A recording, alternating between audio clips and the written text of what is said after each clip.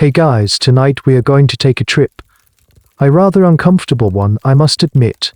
We're heading back to Renaissance Florence, stepping into the shoes of a young woman living in a world shimmering with art and gilded with gold. But underneath all that beauty, well, let's just say personal autonomy is about to become a very foreign concept. Honestly, if you were suddenly dropped into this story, your modern sensibilities might not even last until lunchtime, and the lack of WFI would be the least of your worries.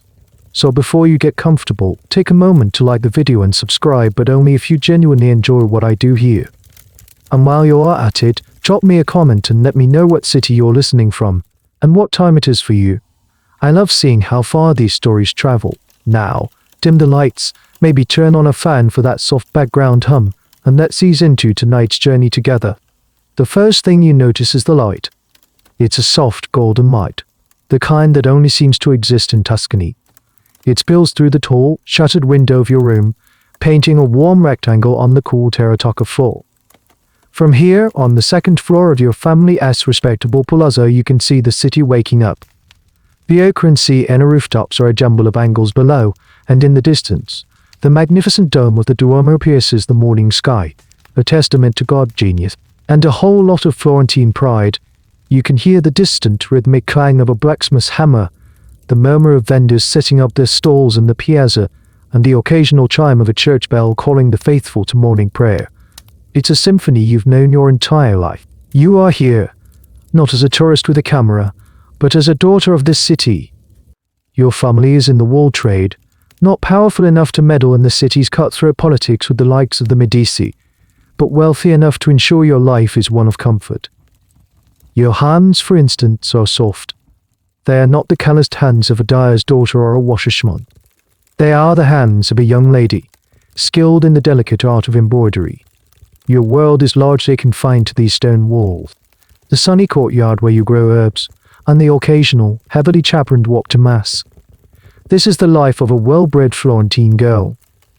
Your purpose is simple, and it has been laid out for you since birth to be a dutiful daughter, and soon a faithful wife. You move to the polished wooden chest at the foot of your bed and select your dress for the day. The choice is more complicated than it seems.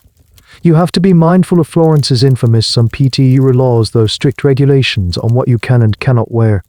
A dress with too much expensive silk, a brocade with too much gold thread, or a sleeve cut just a little too fashionably wide, and your father could face a hefty fine. It's a strange contradiction, isn't it, to live in a city that celebrates beauty in painting and sculpture with such fervor, yet is so deeply anxious that its own citizens might display too much of it on their own bodies?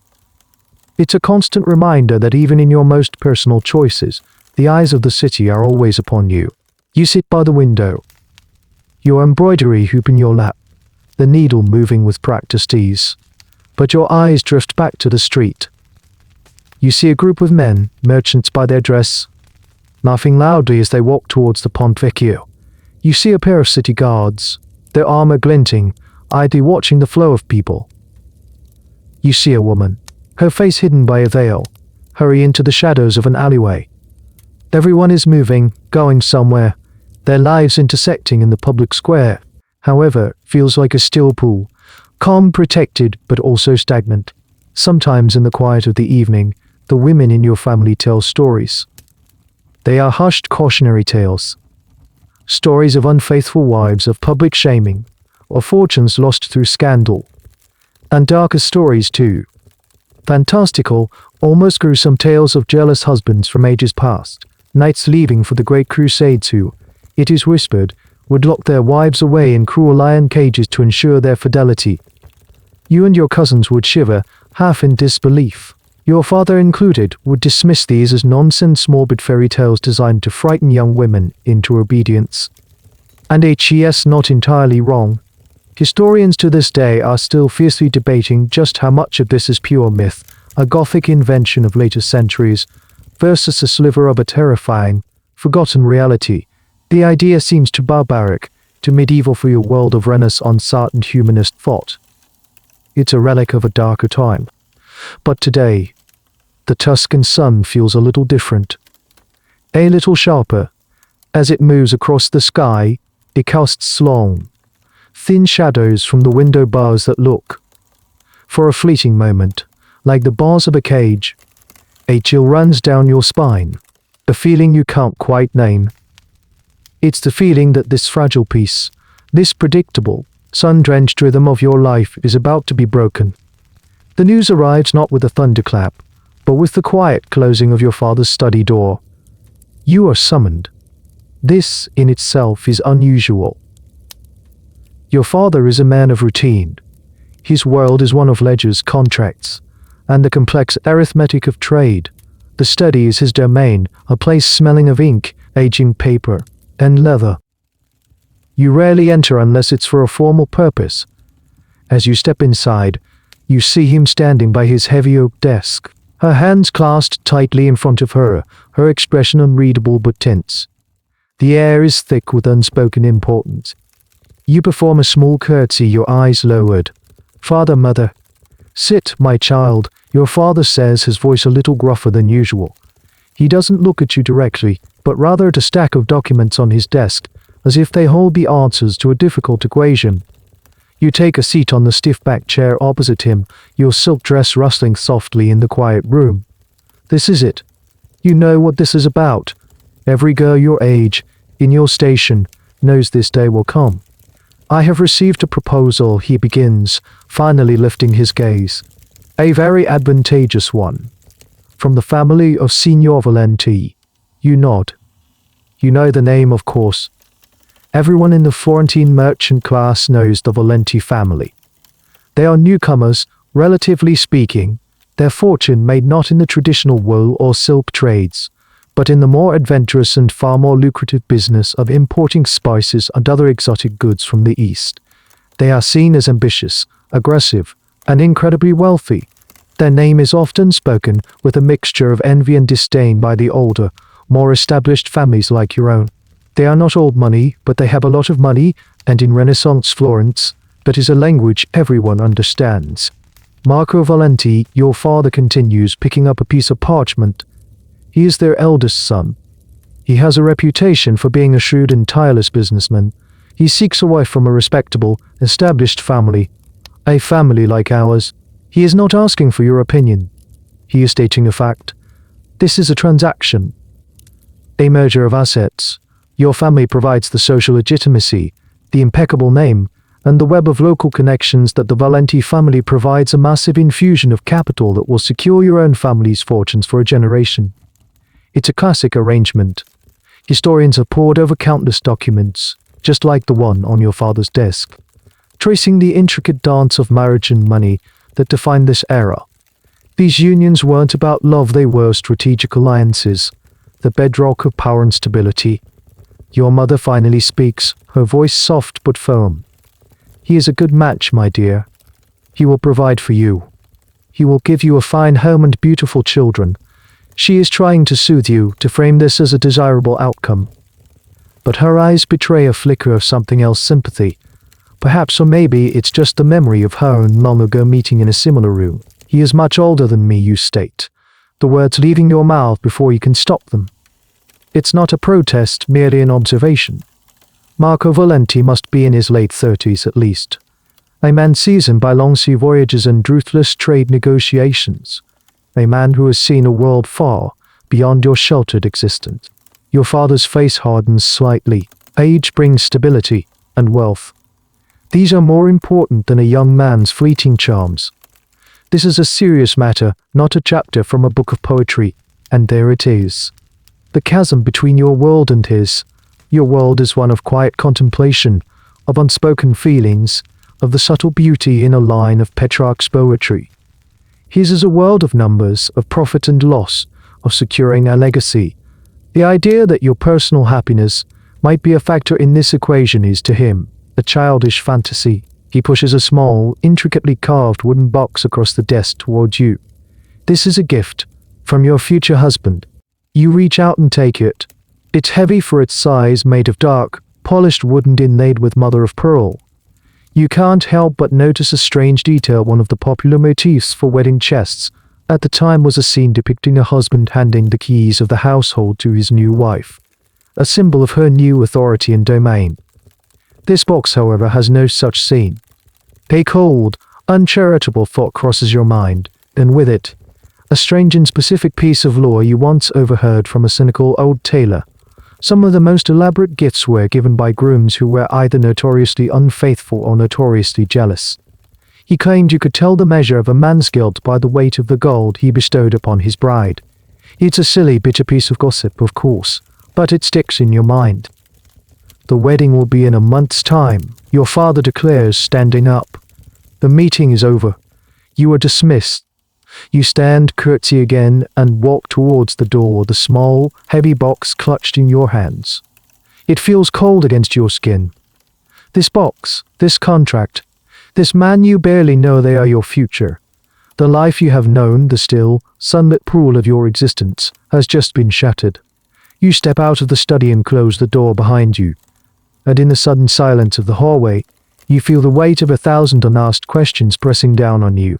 The golden light of Florence streaming through the far window suddenly seems less warm, more like the gilded bars of a beautiful, inescapable cage. The weeks leading up to your wedding pass in a blur of activity. Seamstresses come and go, their arms laden with bolts of velvet and silk. The house buzzes with preparations, the air filled with the scent of beeswax polish and baking almonds. You are fitted for your wedding gown, a magnificent creation of crimson silk brocaded with gold thread, carefully designed to be as opulent as the some PTU laws would possibly allow. You are the centerpiece of it all, a doll being dressed and prepared for display, but your mind is elsewhere. You learn more about your future husband, Marco Valenti, in fragmented whispers and carefully worded remarks. He is, as your father said, a formidable merchant. His business is not with the familiar markets of Europe, France, England, the Low Countries, but with the far-flung, almost mythical ports of the Levant and beyond. He deals in pepper, cloves, and nutmeg, spices that are worth more than their weight in gold. His voyages are long, lasting months, sometimes even years. He is a man who chases the horizon, who gambles his life and fortune against storms, pirates, and the treacherous politics of foreign sultans. You meet him only twice before the wedding day, both times in the formal setting of your family's main reception hall, surrounded by relatives. He is tall, with dark hair touched by grey at the temples. His face is weathered by sun and sea, his eyes sharp and appraising. They are the eyes of a man accustomed to calculating value, whether it's a shipment of saffron or, it seems, a prospective bride. He speaks politely, his voice low and steady, but there is an intensity about him, a coiled energy that makes you feel small and terribly naive. He asks you about your embroidery, your prayers, your household skills. He does not ask what you think or what you dream of. It's a transaction, and he is inspecting the goods. His ambition is a palpable thing. It radiates from him like heat from a furnace. He speaks of his plans to build a new, grander palazzo near the Arno, one that will rival those of the old families. He talks of securing exclusive trade routes, of outmaneuvering his Venetian rivals. His world is one of constant motion, of risk and expansion. And you are to be the anchor, the respectable, stable home front he can return to between voyages. The mother of his legitimate heirs. Your role is static, his is dynamic. This was a common social structure in mercantile cities. The man ventured out into the chaotic world of commerce, while the woman was the guardian of the home, the repository of family honor and stability. Her virtue was, in a very real sense, a family asset. One evening, as he is about to leave, he mentions his next voyage. After we are wed, I must depart again within the month, he says, his gaze fixed on you. To Alexandria. The winds are favorable, and a new shipment of pepper is waiting. I will be gone for at least a year, perhaps longer. A year. The word hangs in the air. A whole year of your new life, spent as a wife but alone. A strange mix of feelings washes over you. There's a sliver of relief, a postponement of the life you cannot yet imagine with this intense stranger. But there's also a profound sense of loneliness. You will be the mistress of a new house, but a stranger in it, with a husband who is just a name in a faraway land. He seems to sense your disquiet. A thin smile touches his lips. Do not worry, my dear, he says, his voice taking on a softer, almost proprietary tone. I will ensure you are well cared for. I will leave you with the symbol of my devotion, a gift to keep you safe and remind you of your vows while I am gone." He says the word gift, but it sounds like a warning. His eyes hold yours for a moment too long, and you see something in their depths that makes you uneasy. It's not cruelty, not exactly. It's something more complex, a fierce possessiveness. The same look he might give a rare map or a priceless jewel he has just acquired. He sees you as his most valuable and most vulnerable possession. This is a man who understands risk. His entire life is a calculation of it. He risks his ships to the sea and his cargo to pirates. It occurs to you then that in his mind, leaving a young wife alone for a year in a city like Florence is also a risk. A risk to his investment, a risk to his honor, a risk to the legitimacy of the heirs he expects you to provide. And Marco Valenti is not a man who leaves his investments unprotected. That night, you lie awake in your familiar bed for one of the last times, listening to the sounds of the city settling down for the night. You think about the ships in the distant port of Pisa, their sails furled, waiting for the right wind. You think of the vast, unknown sea, and the even more vast unknown of your future. Your husband's ambition is a force of nature, like a great wind that will fill the sails of his ships and carry him away. But you are not a ship, you are the harbor, and you are beginning to fear that the harbor is about to be locked down. A strange, nonsensical piece of trivia surfaces in your mind, something you read in a traveler's account that in some far-off lands, men would brand their livestock to prove ownership. The thought is bizarre and unwelcome, and you push it away. But the feeling remains, the feeling of being claimed, catalogued, unsecured. The night before your wedding is unnaturally quiet. The frantic preparations have finally ceased. The seamstresses have packed their needles and thread, the cooks have laid out the preliminary feast, and the house has settled into a state of suspended anticipation. A single candle burns on your nightstand, casting long, flickering shadows that dance on the walls like nervous ghosts. The crimson wedding gown hangs from a hook on the wardrobe, a silent, headless effigy of the woman you are supposed to become tomorrow. It's so vibrant, so full of life, yet it feels like a costume for a role you haven't rehearsed. Your mother and older sister sit with you for a while, their presence a soft, rustling comfort. They speak in low, soothing tones, offering the standard prenuptial advice passed down through generations. Be obedient, be patient, manage the household with a firm but gentle hand. Pray for sons. It's a script, and they deliver their lines flawlessly. But beneath the platitudes, you sense their own anxieties. They are launching you into a new life, and like any launch, it is fraught with uncertainty. They speak of your wedding night, but only in veiled, euphemistic terms. It is your wifely duty, a sacrament of the marriage bed. There is no talk of pleasure, only of submission and purpose. In the world you inhabit, a woman's body is not her own to enjoy. It is a vessel for procreation, a symbol of her husband's honor. This idea is woven into the very fabric of society, reinforced by sermons from the pulpit and the knowing glances of other women. After they leave, kissing your forehead and wishing you a peaceful sleep you know you won't have, the silence in the room becomes immense. You walk to the window and push open the heavy wooden shutters. The night air is cool and smells of jasmine from the courtyard below and the faint, dusty scent of the city. The moon is a perfect, silver disk, bathing the rooftops in a pale, ethereal light. It's the same moon that is shining on the rest of Florence, on lovers murmuring in secret gardens, on students poring over books by candlelight, on artists dreaming up their next masterpiece. For them, it's just another night. For you, it is the end of a chapter. The last night, you will fall asleep as the daughter of this house, in this room, with only your own thoughts for company. This is your last night of freedom, you reflect. A heavily chaperoned, walled-in, rule-bound freedom. You have never been able to go where you please, speak to whom you please, or even dress as you please. And yet, within those constraints, you had a certain liberty. The liberty of your own mind. The freedom to sit with your embroidery and let your thoughts wander. The freedom to be unabusted, at least for a few hours a day, for the most part simply your own, unburdened and don't scrutinize. From tomorrow, that changes. You will belong to Marco Valenti. Your name will change. Your home will change.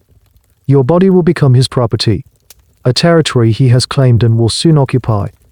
The thought is both terrifying and strangely abstract. You try to picture your life in his house, but the image is blurry, indistinct. You think of the gift he mentioned, the symbol of his devotion.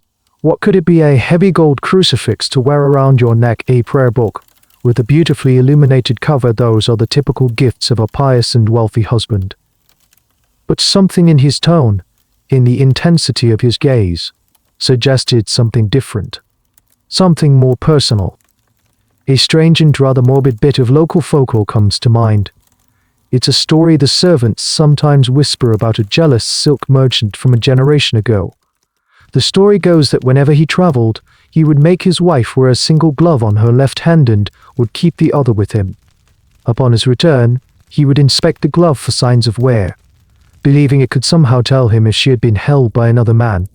It's a ridiculous, almost comical notion, a testament to the absurd lengths of male anxiety. Historians would call this a manifestation of the honor-shame culture prevalent in the Mediterranean, where a woman's chastity was directly tied to the public reputation of her entire family. Her body was a public ledger of her husband's honor. You trace the patterns of the moonlight on the floor. It feels like the city is holding its breath, waiting for the sun to rise. This is the last time you will look out at this window and see the world as you. Tomorrow, you will see it as Signora Valenti, a new title, a new life, a new cage, perhaps more gilded and spacious than this one, but a cage nonetheless. You pull the shutters closed, plunging the room back into the intimate darkness of a single candle flame. You don't want to see the dawn. You want to linger here, in this final moment of stillness, in this last pocket of the life you are about to leave behind forever. You blow out the candle and slip into bed. Sleep does not come. You lie in the dark, listening to the beating of your own heart, a steady, rhythmic drumming, counting down the hours until your freedom ends. The wedding day is a performance, and you are the star performer. It's a sensory overload of incense, chanting, and the crushing weight of your magnificent gown. You move through the ceremony in a daze, your responses soft and automatic. You feel Marco's hand cool and firm, as he places a heavy gold ring on your finger. You catch a glimpse of his face. Under the solemn archways of the church, his expression is one of grim satisfaction, the look of a man who has just successfully concluded a major acquisition. The feast that follows is a loud, boisterous affair. Laughter, music, and the clatter of silverware echo through your family's grand hall. You sit beside your new husband, picking at the rich food on your plate, a fixed, polite smile on your face. He is more relaxed now, accepting the congratulations of friends and family, a magnanimous host. He points out various guests to you, explaining their connections, their businesses, their rivalries. It's a lesson in the new world you now inhabit. You are no longer just a spectator, you are a player, a piece on his side of the board. Finally, the long day bleeds into a long evening. The last of the guests depart, their voices fading into the night. It is time. Your mother and sister escort you to the bridal chamber, a room in your own family home, as is the custom for the first night. They help you out of the heavy wedding dress, their movements slow and deliberate, and help you into a simple white chemise. Their faces are a mixture of tenderness and sorrow. They are leaving you at the final threshold. When you are alone, you wait. The room is opulent, filled with gifts, the air thick with the scent of lilies. But it feels like a stage, the props all in place, waiting for the final act to begin. You hear his footsteps in the corridor, steady and purposeful. The door opens. Marco enters carrying a lantern in one hand and a flat, rectangular box in the other. It's not the small, inlaid box he gave you before your engagement, but something larger, wrapped in dark velvet. He places the lantern on a table, and the room is filled with a warm, intimate glow. He doesn't approach you immediately, but stands by the table, his back partially to you. The day went well, he says, his voice a low rumble. The alliance is sealed. Your father is pleased. I am pleased. He speaks of it as a treaty, not a marriage. I am glad it was to your satisfaction, you reply, your own voice barely a whisper. He turns to face you, holding the velvet-wrapped object. I told you I had a gift. A symbol of my devotion, to keep you safe while I am away. He walks towards the bed where you are sitting, his shadow looming large on the wall behind him. He places the box on the bed beside you. It's heavy. You can feel its weight depressing the mattress. Open it, he commands, his voice soft, yet leaving no room for refusal. Your hands tremble slightly as you reach for the velvet cloth. You pull it away, and then you see it. It's not a jewel. It's not a prayer book. It is a contraption of dark, polished iron and leather. It's a series of straps and bands connected to a central perforated plate, all held together by hinges and buckles. And at the very front, small and sinister, is a lock. You stare at it, your mind refusing to process what you are seeing. It's impossible. It's impossible. It can't be real. This is the thing from the morbid stories, the gruesome fables the servants whispered about. The thing you and your cousin shivered at, dismissing it as a barbaric fantasy from a forgotten age. A chastity belt. This specific type of device, historians now know, was not a widespread medieval torture instrument, as the Gothic myths would have you believe. The tales of crusaders locking up their wives for years are almost certainly fiction, a product of later, more sensationalist imaginations. The few, authenticated surviving examples of these devices mostly date from the Renaissance and early modern period, not the Middle Ages. They weren't for decade-long absences. They were believed to be, in some rare and extreme cases, short-term measures used by the anxious and the powerful. And even then, their commonality is a subject of intense academic debate. Were they real, functional items or symbolic objects of intimidation where they are two love-jealous husbands? Or, as some Morbasa theories suggest, a form of self-protection for women against assault. But right now, in this room, the academic debate is meaningless. The object is here. It is real, and the man who brought it is standing over you. What is this, you ask, your voice choked? It is a Florentine girdle, he says, his voice calm, as if he were describing a piece of furniture. A clever device. It will protect your honor. It will protect my honor. While I am away, you will wear it. A constant reminder of your bond to me. He picks it up. The metal parts clink together softly, a sound that will forever be etched into your memory. It looks like an instrument of restraint, a piece of armor designed not to protect you from a sword, but to imprison a part of your own body. You jest, you whisper, looking up at his face, searching for any sign that this is some cruel, twisted joke. But his eyes are utterly serious. They are the eyes of a merchant who has just unveiled his most ingenious security measure. He is not jesting. This is his gift. This is his symbol of devotion. And as he steps closer, the reality of your situation descends upon you, cold and sharp and suffocating. There is no room for argument. Your silence is taken as consent. Your fear is taken as maiden-lamb honesty. Marcus' movements are practiced and deficient, like a man buckling armor onto a squire. He instructs you to stand. Your body, numb with shock, obeys. The coldness of the iron as it first touches the bare skin of your waist is a jolt that brings you crashing back into the horrifying reality of the moment.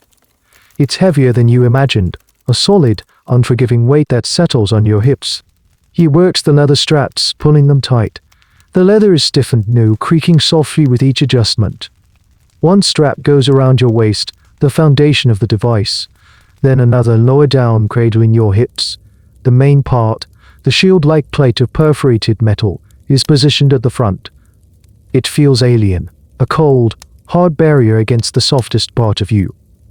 Finally, a thin strap is threaded between your legs and buckled to the band at the back, holding the entire contraption firmly, inescapably in place. It chafes instantly. You stand there rigid, while he makes the final adjustments, his fingers brushing against your skin with a detached, proprietary air.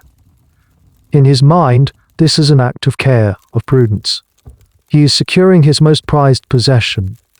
The sheer, breathtaking arrogance of it is what suffocates you more than the device itself. He believes he has the right to do this. He believes this is a reasonable, even loving, gesture. And then comes the final definitive sound. The click.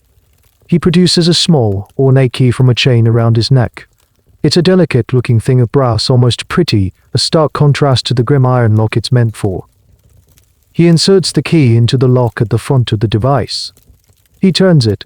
The sound is not loud, just a small, metallic click, but it echoes in the silent room like a slamming prison door. It's a sound of finality. He removes the key and tucks it back into his shirt, placing it on the chain next to what you now realize is a second, identical key. "I will keep one key," he says, his voice matter of fact. "And the other I will leave with your mother. For an emergency. A true medical emergency only." She understands the gravity of the situation. "So your own mother is a party to this, I warden." The thought is a fresh wave of betrayal that leaves you feeling utterly, hopelessly alone. You are caged, and your own family holds a key they are forbidden to use. He steps back to admire his work, his head tilted slightly. "There. You see, it is discreet. Under your gowns, no one will know. It is our secret. A testament to our bond. A secret. You are to carry this cold, heavy, shameful thing on your body every moment of every day. And you are to pretend that everything is normal. You are to smile, and manage a household, and pray in church, all wearing a cage.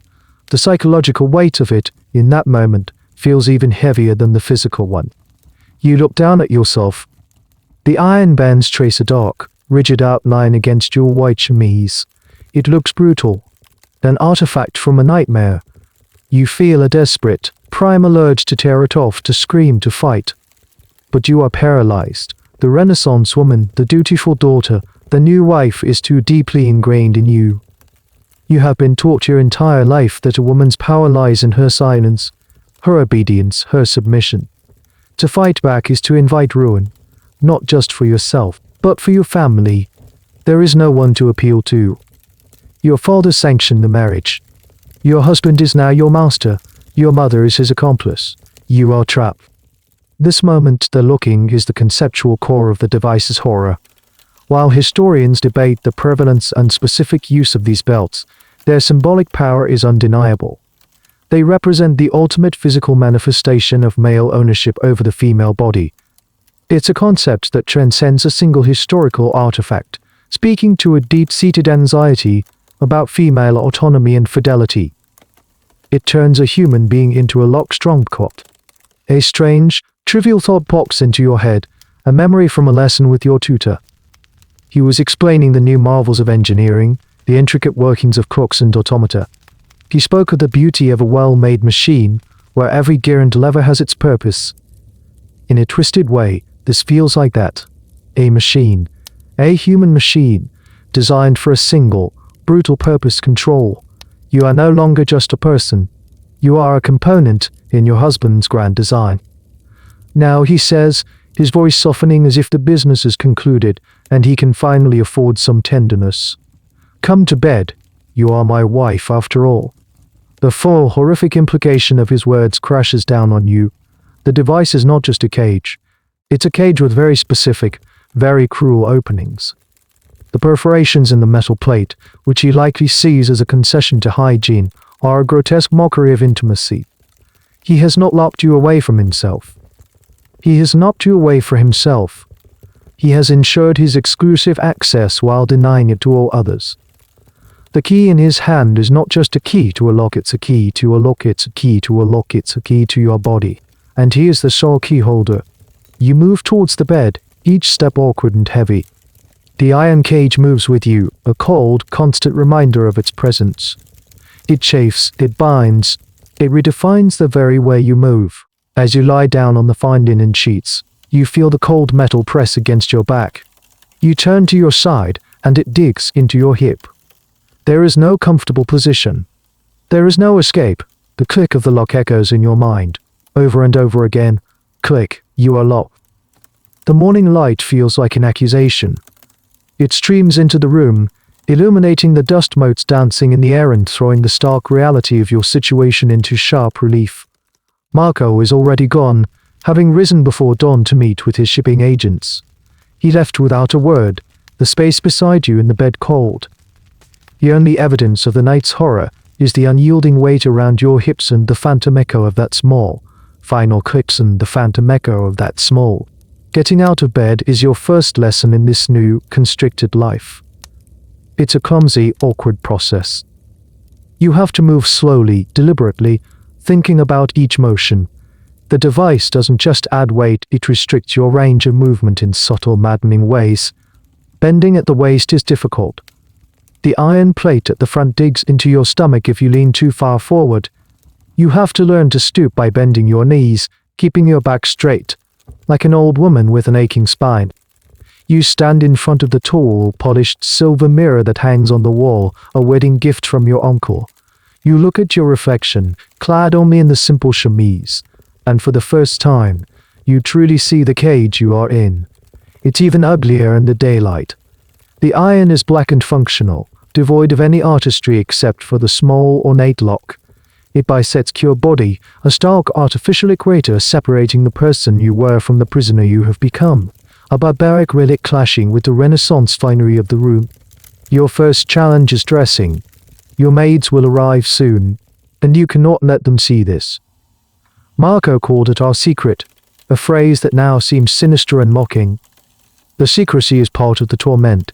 You must suffer in silence, and present a facade of perfect normalcy to the world. You fumble with the laces and hooks of your undergarments, your fingers clumsy with haste and fear. You manage to pull on your stockings, a simple act that is now complicated by the strap running between your legs. Then comes the corset, another cage layered upon the first, cinching you in, further restricting your breath. Finally, you put on your dress, a modest but elegant gown of deep blue wool. The layers of fabric, the chemise, the petticoats, the dress itself successfully hide the iron skeleton beneath. As you look in the mirror now, you look like any other respectable Florentine wife. The secret is hidden, but you can feel it. You can feel the constant, cold pressure against your skin, the slight but persistent chafe of the leather straps, the way it subtly alters your posture. Walking is the next lesson. You take a few tentative steps across the room.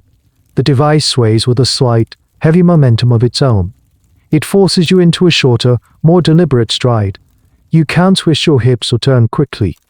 Any sudden movement results in a painful reminder of its presence. You imagine walking through the corridors of your new home, descending stairs, sitting at the dinner table. Every simple action will now require thought and careful management. This constant awareness is exhausting. Before today, you moved through the world without thinking about the mechanics of your own body. Now, your body is a machine you must constantly operate. And one of the parts is broken and painful. This is a detail often overlooked in the sensationalist myths. The sheer, grinding, day-to-day misery of wearing such a thing. It's not just the lock, it's the chafing, the weight, the awkwardness, the constant, low-level pain that becomes the new soundtrack to your life. Your maids arrive, their cheerful morning greetings like sharp needles against your raw nerves. You force a smile, hoping your eyes don't betray the sleepless night and the silent terror you feel. They help you with your hair, their chatter filling the room. They talk of the wedding feast, of a funny comment made by a drunken cousin, of the handsome new captain of the city guard. Their world is still normal. They are still free. You feel a chasm opening up between you and them, between you and them, between you and them. Between you and everyone. You are an island of secret misery. You learn a strange and specific piece of information that day. One of your maids, a young girl named Sophia, mentions in passing that her uncle, the blacksmith, was once commissioned to repair a strange iron corset for a wealthy merchant. She describes it in vague terms, but your blood runs cold. She says her uncle thought it was a medical device. For a broken hip, perhaps. The merchant had been secretive and paid him handsomely to ask no questions. Innocent way she tells the story is horrifying. It confirms that these devices, or at least the knowledge of them, exist in the city's undercurrents. They are part of the hidden world of secrets and shame, dismissed by some as myth, but crafted and used by others in the shadows. Historians still debate the extent of this shadow trade, wondering how many blacksmiths or locksmiths were complicit in crafting these instruments of control, and what stories they might have told. The rest of the day is a series of small, excruciating tests. Sitting down at breakfast, you have to lower yourself carefully onto the chair. Reaching for a jug of water, You feel the iron plate press into your abdomen. Every moment is a negotiation with your new reality. And through it all, you must maintain your composure. You are the new Signora Valenti. You have a household to learn, a staff to manage. You are expected to be serene, capable, and graceful. It is the most difficult performance of your life, and the curtain has only just risen. You move into your new home, the Palazzo Valenti, a few days later.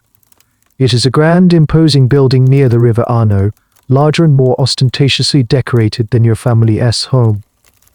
The rooms are filled with heavy, dark furniture.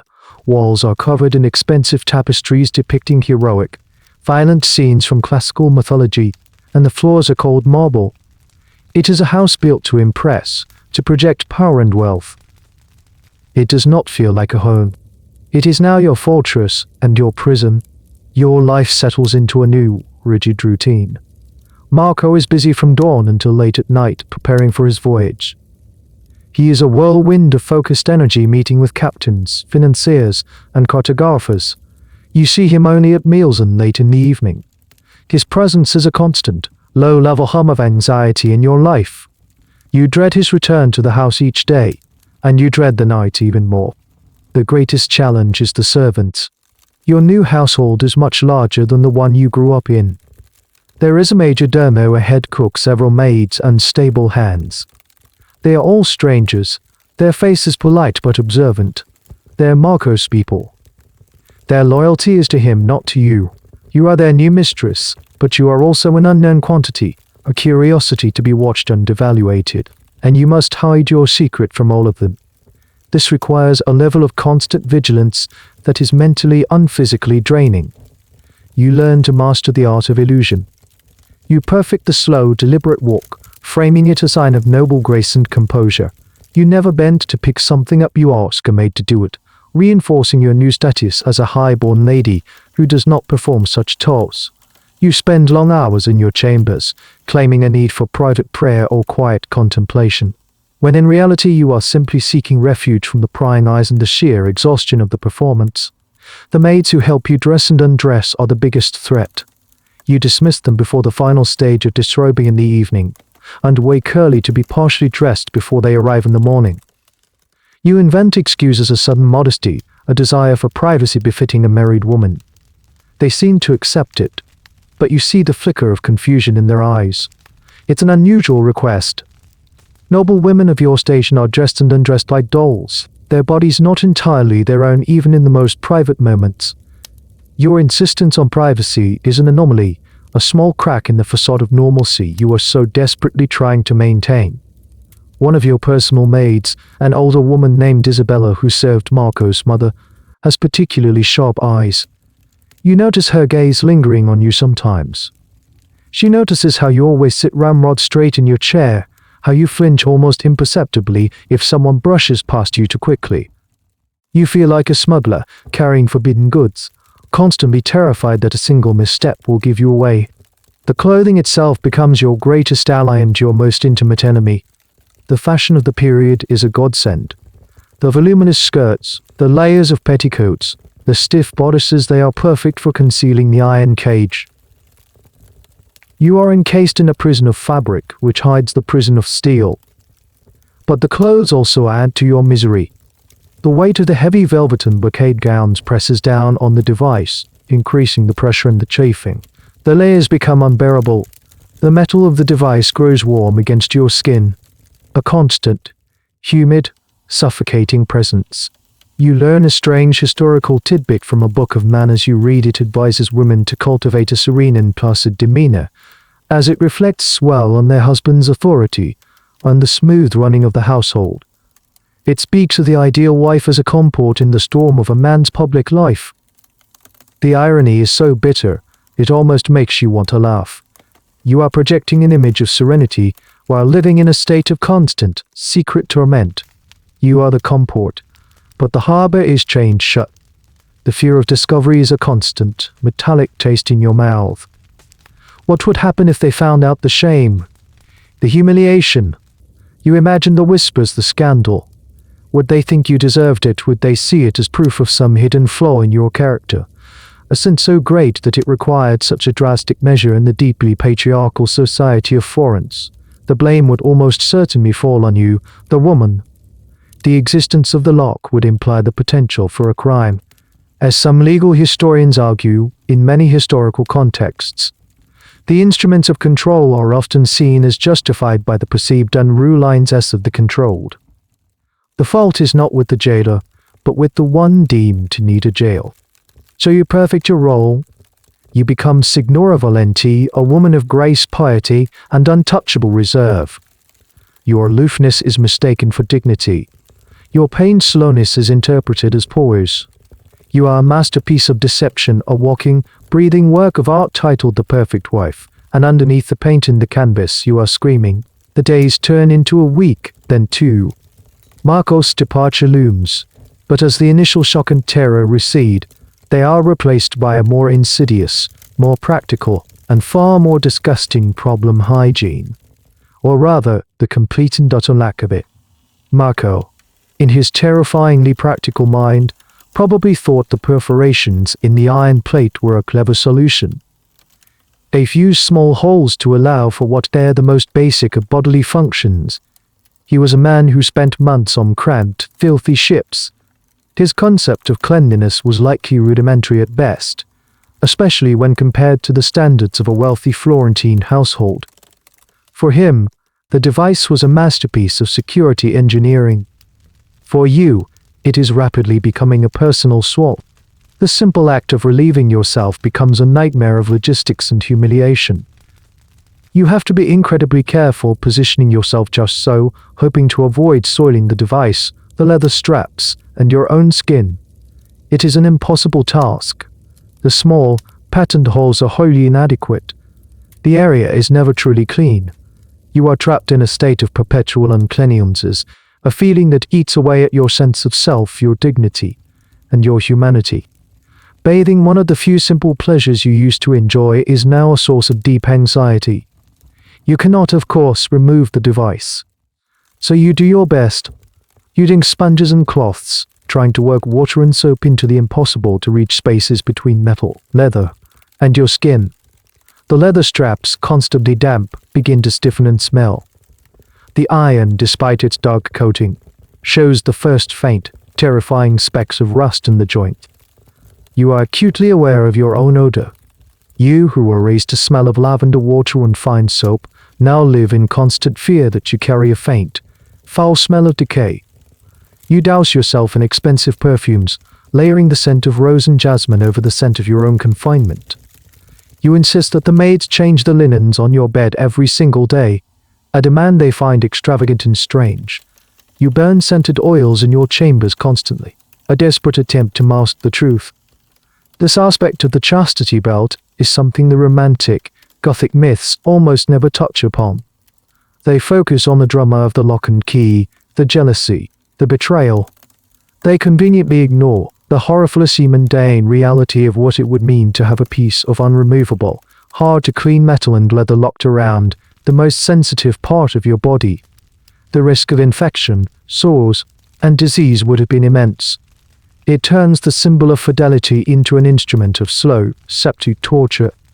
One afternoon you find a small medical text in your husband's library, a Latin translation of a work by an Arab physician. You furtively look for any mention of ailments affecting women. The book is filled with complex theories about the four humors, but it also contains practical advice. It speaks of the importance of cleanliness, of fresh air, of keeping the body dry to prevent putrid fevers and skin ailments. It describes, in detached, clinical detail, the very conditions you are now cultivating against your will. Reading it is like reading your own grim future. The chafing gets worse. The initial redness has turned into raw, open sores where the leather straps rub against your hips and the iron digs into the soft skin of your inner thighs. The pain is no longer just a background noise, it's a sharp, insistent agony with every step you take. You try to fashion small pads from soft linen to place under the straps, but they are a clumsy, temporary solution. They bunch up and become damp, making the problem worse in the long run. A terrifyingly bizarre piece of information comes to you via Isabella, the sharp-eyed maid. While mending one of your chemises, she cocks her tongue. Poor Signora, she says, your skin is so delicate. It is a known affliction of noble women. Their humours are too refined, their skin too sensitive. It chafes from the finest linen. She then recommends a folk remedy, an awful-smelling poultice made from comfrey root and pig lard, meant to soothe saddle sores on horses. The irony is so profound, so grotesquely perfect, that you have to turn away to hide the expression on your face. You are being given horse medicine for a wound caused by a device meant to ensure you are not treated like a breeding animal. The world, you decide, has gone completely insane. You are living in a paradox. The Renaissance was a time of renewed interest in the classical ideals of beauty, the perfection of the human form. Artists like Michelangelo and Leonardo da Vinci were studying human anatomy to better depict its glory. And here you are, a woman of that same era, your own body being systematically degraded, forced into a state of filth and decay by a man who claims to value you. The day before Marco is set to leave, you notice it. A small amount of yellowish discharge, a sure sign of infection in the sores on your skin. A deep, cold dread settles in your stomach.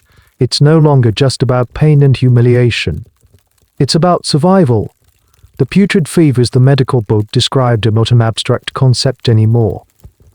They are a very real possibility. This cage, this symbol of your husband's honor, might actually kill you. And it would be a slow, ugly, and deeply lonely death. The night is quiet, but your mind is a cacophony of fear and fury. Marco is asleep beside you, his breathing deep and even. He is a man at peace, his affairs in order, his great voyage set to begin at dawn. His greatest treasure is in his mind.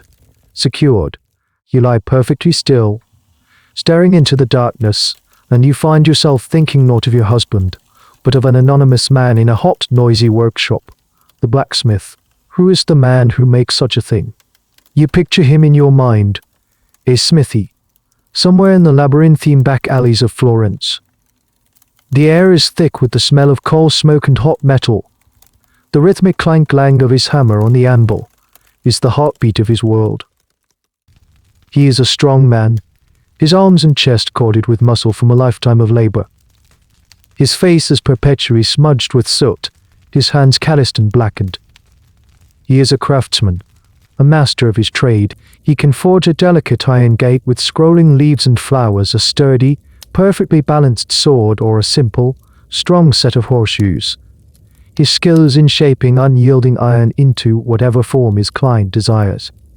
What does he think when a man like Marco Valenti comes to him? Not for a gate or a sword, but for this does the client come in secret.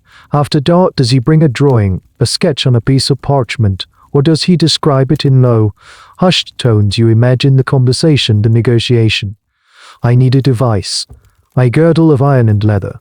It must be strong. Does the blacksmith ask questions, or does he simply nod, quote a price, and get to work to him? Perhaps it is just another job. Iron is iron. A commission is a commission. His family needs to eat. The moral implications are not his concern. He is a tool, just as the thing he is creating is a tool. This detachment is a concept that philosophers and historians have pondered for centuries, the quiet complicity of the craftsman who builds the cage, the engineer who designs the weapon, the bureaucrat who files the paperwork. At what point does just doing a job become participation in an act of cruelty? The question hangs in the dark, unanswered. You try to imagine the process of its creation. The heating of the iron bars in the glowing heart of the forge until they are white hot and malleable. The skilled, forceful blows of the hammer shaping the flat, perforated plate. The careful drilling of the holes, the filing of the sharp edges, or perhaps the edges were deliberately left sharp. You run a finger cautiously over the edge of the plate under your chemise. It's not razor sharp, but it's not smooth either, crudely finished edge. Then there's the locksmith. Is he a different man, a specialist in the delicate art of pins and tumblers? He would have crafted the small, sinister lock and the two identical brass keys. Did he understand the purpose of the lock? He was making a lock is a common thing. It secures a door, a chest, a vault. But a lock for a human body, surely he must have known. The shape of the device would have left no doubt. Did he feel a flicker of pity, for the unknown woman who would be its recipient, or did he too simply see it as a technical challenge, a test of his skill? You recall a strange and probably apocryphal story you once heard, a piece of marketplace gossip. It was said that a famous locksmith in Padua was so proud of his work that he created a lock that was also a tiny, intricate puzzle. Only by twisting and turning it in a secret sequence could it be opened, even with the key. It was a boast of his intellectual superiority over common thieves. You look at the simple, functional lock on your cage and feel a perverse sense of gratitude for its lack of artistry. The last thing you need is a puzzle for a prison. This thought that there could be better or worse designed chastity belts is so profoundly absurd that a hysterical giggle escapes your lips, quickly smothered into your pillow before it can wake Marco. As you lie there, you realize that the device is not the product of a single monstrous mind. It is the result of a chain of commerce and craftsmanship. It required a wealthy and motivated client, a skilled but morally flexible blacksmith, a precise locksmith, and a tanner to provide the leather. It is a product of the Florentine economy just as much as a bolt of fine silk or a commissioned painting. It exists because a series of people, at each step, chose to participate. They chose to say yes. This thought is somehow more chilling than blaming it all on Marco. His cruelty is personal focused. But the calm, business-like creation of the device suggests a society where such a request, while perhaps not common, was at least conceivable. It was something a craftsman could be asked to make without, apparently, throwing the client out of his workshop in disgust. It speaks to a silent, underlying acceptance of the idea that a woman's body could be, and in some cases should be, physically controlled and secured like property. The first rays of dawn are beginning to filter through the shutters. It's the day of his departure. Soon, he will be gone, and you will be left alone with this cold, iron thing forged in the fires of some anonymous workshop. The blacksmith has moved on to his next project. The locksmith is designing a new lock for a merchant's strong cops. They have been paid. Their role is over, but you have to live with their creation.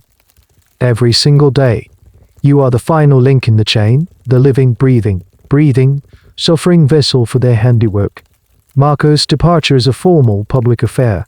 You stand on the docks at the Porto Pisano, the bustling port that serves Florence, surrounded by his family and business associates. The air is briny, filled with the cries of gulls and the shouts of sailors. The ship, a sturdy carrack named the Chastity, strains at its moorings, its sails furled, ready to catch the morning tide. It's a scene of vibrant, masculine energy. Men are shouting orders, hauling rope, and rolling barrels of provisions up the gangplank.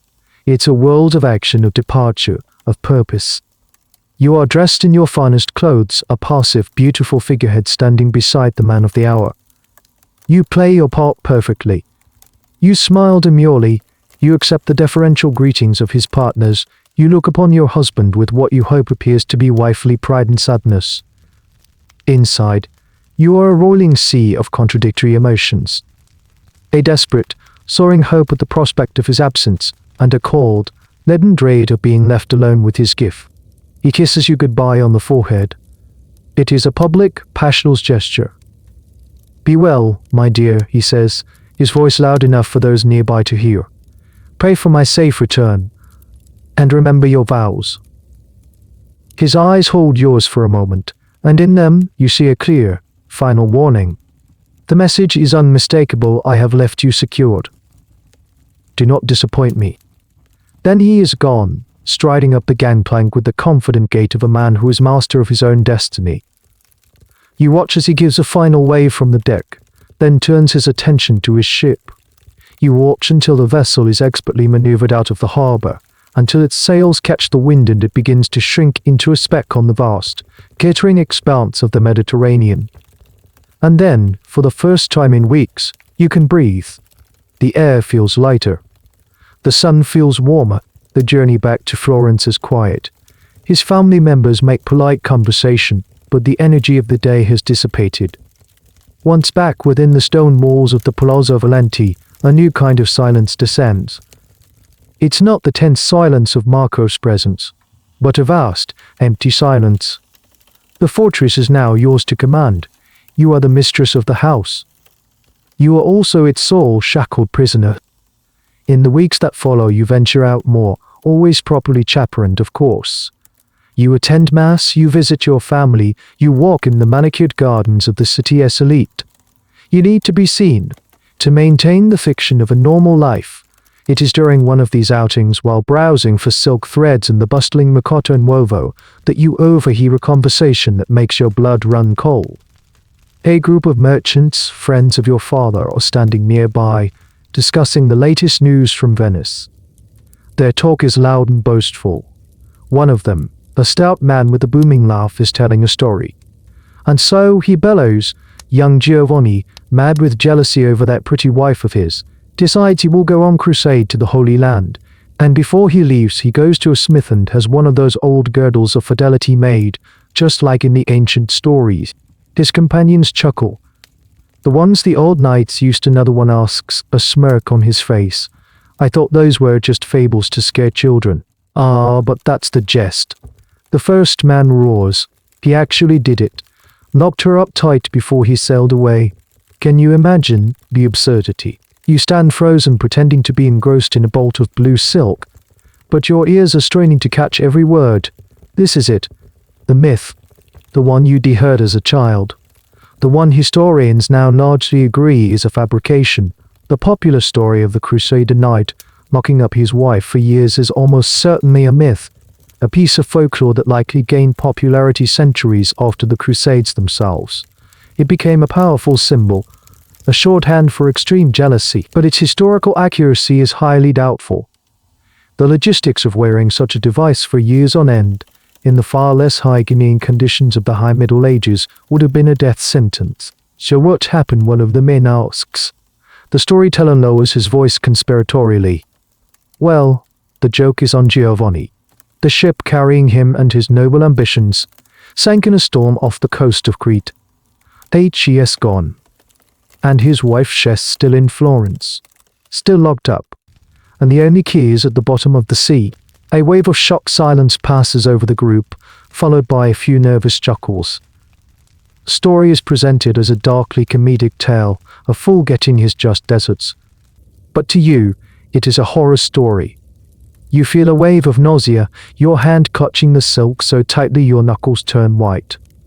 You think of that unknown woman, somewhere in this very city.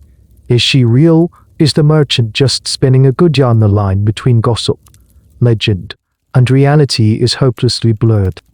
The men's conversation moves on to the price of wool, but the story stays with you.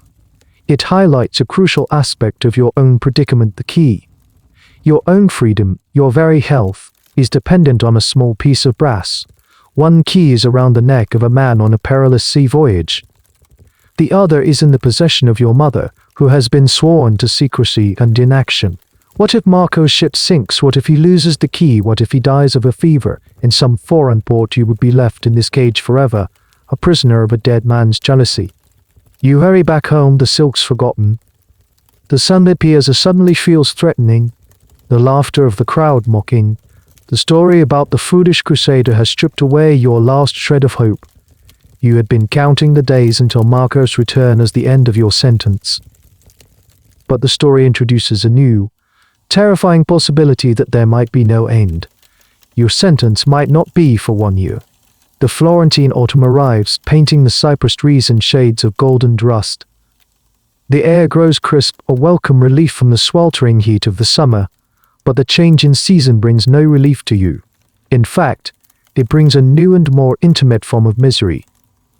The raw, chafed skin on your hips and thighs has not healed. The constant friction of the leather and iron, combined with the impossible hygiene situation, has created a landscape of perpetual, low-grade agony. The pain is no longer just a sharp inconvenience, it has become a dull, throbbing, constant companion. But now, something new is happening. You notice it one evening while tending to yourself in the locked privacy of your bathing room. The angry red of the sores is deepening, darkening at the edges. And along the main iron band that encircles your waist, small, reddish-brown stains are appearing on the inside of your chemise. At first you think it's blood from the sword, But when you look closer at the device itself, you see it. Rust. The dark coating on the iron, which you now realize was little more than a layer of black paint or varnish, has begun to flake away in the areas of highest friction and constant dampness. The iron beneath, exposed to air and moisture, is beginning to corrode. The reddish-brown stains are a mixture of blood and rust, a foul alchemy of your body and your prison. The sight of it fills you with a new kind of dread, a visceral biological fear. It's one thing to be caged, it's another to be caned upon your skin.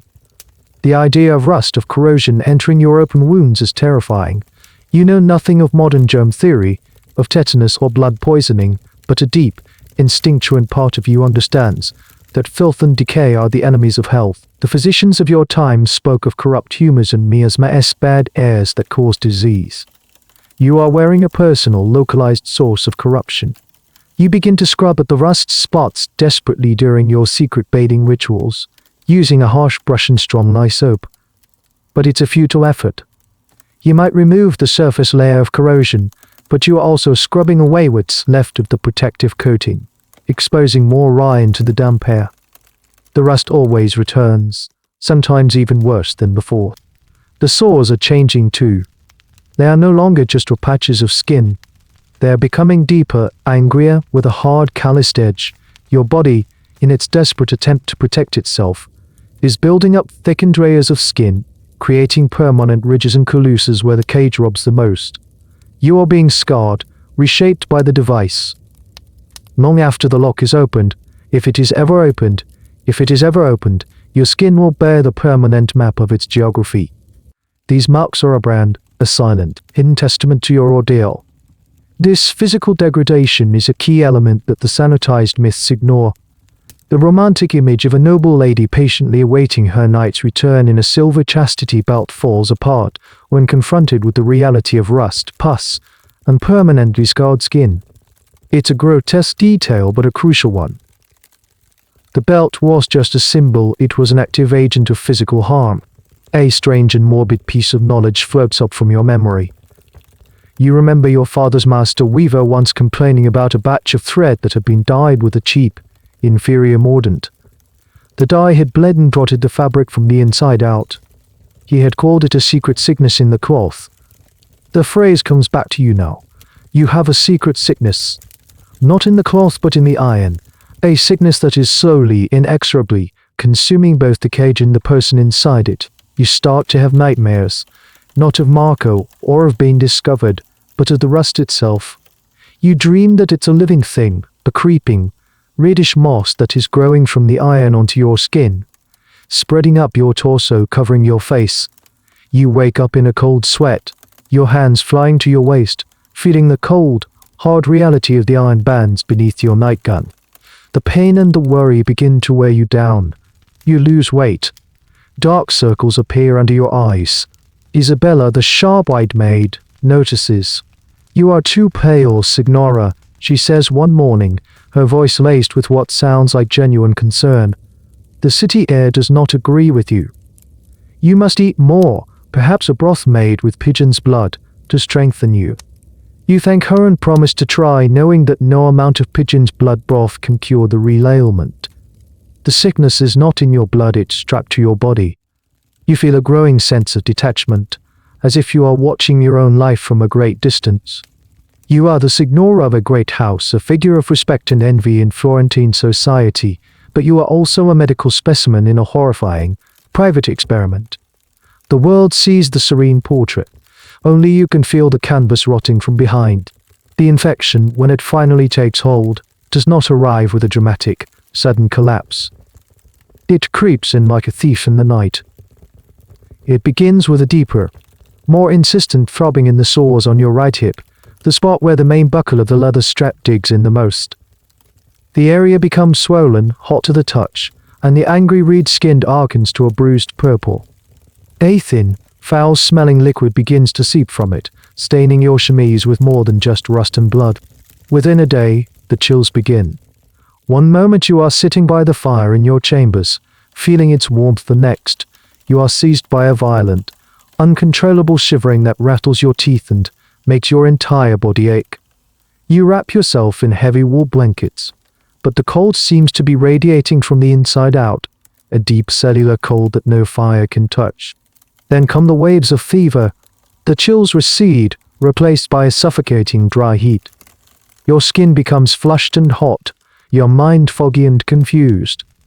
The world around you seems to warp and shimmer, the edges of things becoming soft and indistinct. The patterns on the tapestry seem to writhe and crawl. The faces of your maids appear distorted, their worried murmurs reaching you as if from a great distance. You know with a terrifying certainty what is happening. The putrid fever from the medical text is no longer a scholarly concept. It is here.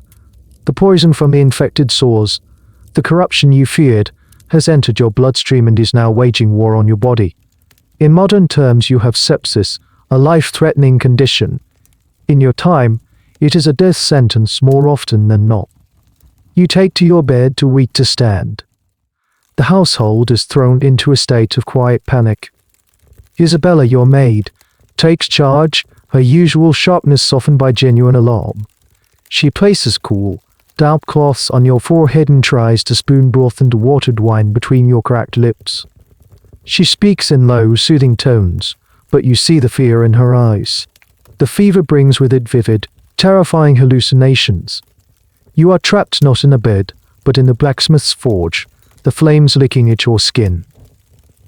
Marco is there, but his face is the serene, smiling face of a marble angel on a tomb, and he is polishing the iron cage with a cloth made of your own skin. The lock grows larger and larger until it is a great, gaping mouth, laughing at you with a key for a tongue. You cry out, but no sound comes. This is the grim reality that the romantic myths of the chastity belt so conveniently omit.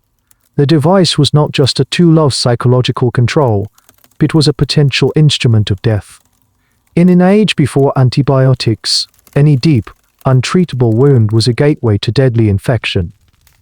The very thing designed to protect a husband's honor could easily lead to his wife's slow, agonizing demise. The academic debate over whether these belts were real often centers on this point. Some historians argue their inherent lethality proves they must have been rare or purely symbolic, while others suggest that in a world where life was cheap and women's well-being was secondary to male honor, such a risk might have been deemed acceptable by the user. Your mother is summoned. She arrives, her face a mask of controlled distress. She sits by your bedside, holding your hot, dry hand. You are lucid for a moment, the fog in your brain clearing just enough to form a single, desperate thought. The key, you whisper, your voice a dry, rasping croak. Mother, the key. Her face tightens. She glances nervously at Isabella, who is changing the water in the basin. Hush, my child, she murmurs, leaning close. You are feverish, you are not thinking clearly. Please, you beg, tears welling in your eyes, a mixture of pain, fever, and desperation. It's the iron. The rust. It's poisoning me. I will die. You see the conflict in her eyes. The terror for your life warring with the solemn oath she made to your husband. She is trapped, just as you are. Trapped between her duty as a mother and her duty to the patriarchal structure that governs her entire world. To use the key without Marco's permission is to betray him, to undermine his authority, to admit that his gift was a catastrophic, potentially fatal mistake. We will send for Dr. A.L.G. Higher, she says, her voice firm, avoiding your plea. He is the finest physician in Florence. He will know what to do. The name is a death knell. Dr. A.L.G. High is an old, famous, and deeply conservative physician. He is a man who believes in aggressive bloodletting for fevers and whose knowledge of women's ailments is based on ancient, flawed texts. To bring him here would be to invite a new kind of horror. How could he possibly examine you? How could he diagnose the source of the infection without discovering the secret? The thought of that pompous old man seeing your shame, of the story spreading through the city, is almost as terrifying as the fever itself. Your mother's choice is clear. She is choosing to uphold her promise to Marco over your desperate plea for life. She is choosing to risk your death rather than face the social consequences of defying your husband. In her mind, she is likely praying that the doctor can cure the fever without discovering its cause. It is a desperate, foolish gamble. As the fog of fever begins to roll back in, Your last lucid thought is one of profound, bottomless despair. You are going to die in this bed in this cage, because of a promise made between your husband and your mother. The two people who were supposed to protect you have become your executioners. The lock is no longer just a symbol of fidelity. It is the seal on your tomb. The crisis deepens. Dr. A.L.G. Hira is summoned, a stern, grey-bearded man who smells of cloves and self-importance. He sweeps into your sick room, his dark robes trailing behind him, creating a little bubble of hushed authority. Your mother and Isabella stand by, their faces etched with anxiety. You are lucid enough to feel a surge of pure terror. The examination is a grotesque farce. He feels your pulse, studies the color of your tongue, and peers into your eyes. He asks your mother a series of questions about your diet, your humors, your piety. He never once addresses you directly, as if you are an object of study rather than a suffering person. You lie there, a passive landscape upon which you will read the signs of disease. A corruption of the blood, he declares finally, stroking his beard with an air of profound wisdom, caused by an excess of the melancholic humor common in young women of a delicate constitution. The fever is the body's attempt to burn off the noxious vapors. His diagnosis is pure, unadulterated medieval theory, completely missing the septic wound festering on your hip.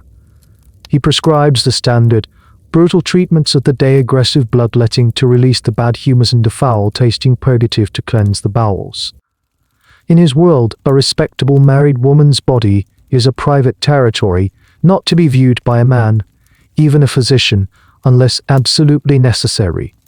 Protects your secret, but it also seals your fate. The bloodletting leaves you weaker than ever, your arm bruised and aching. The purgative is a violent agony. The fever, however, rages on, unabated. You drift in and out of consciousness, caught in a terrifying limbo between the waking world and the nightmare landscape of your hallucinations. But someone in the room is watching. Someone is thinking. Isabella, your maid, is not a learned woman. She cannot read Latin medical texts or debate the four humors, but she has a lifetime of practical observational knowledge. She has seen sickness before.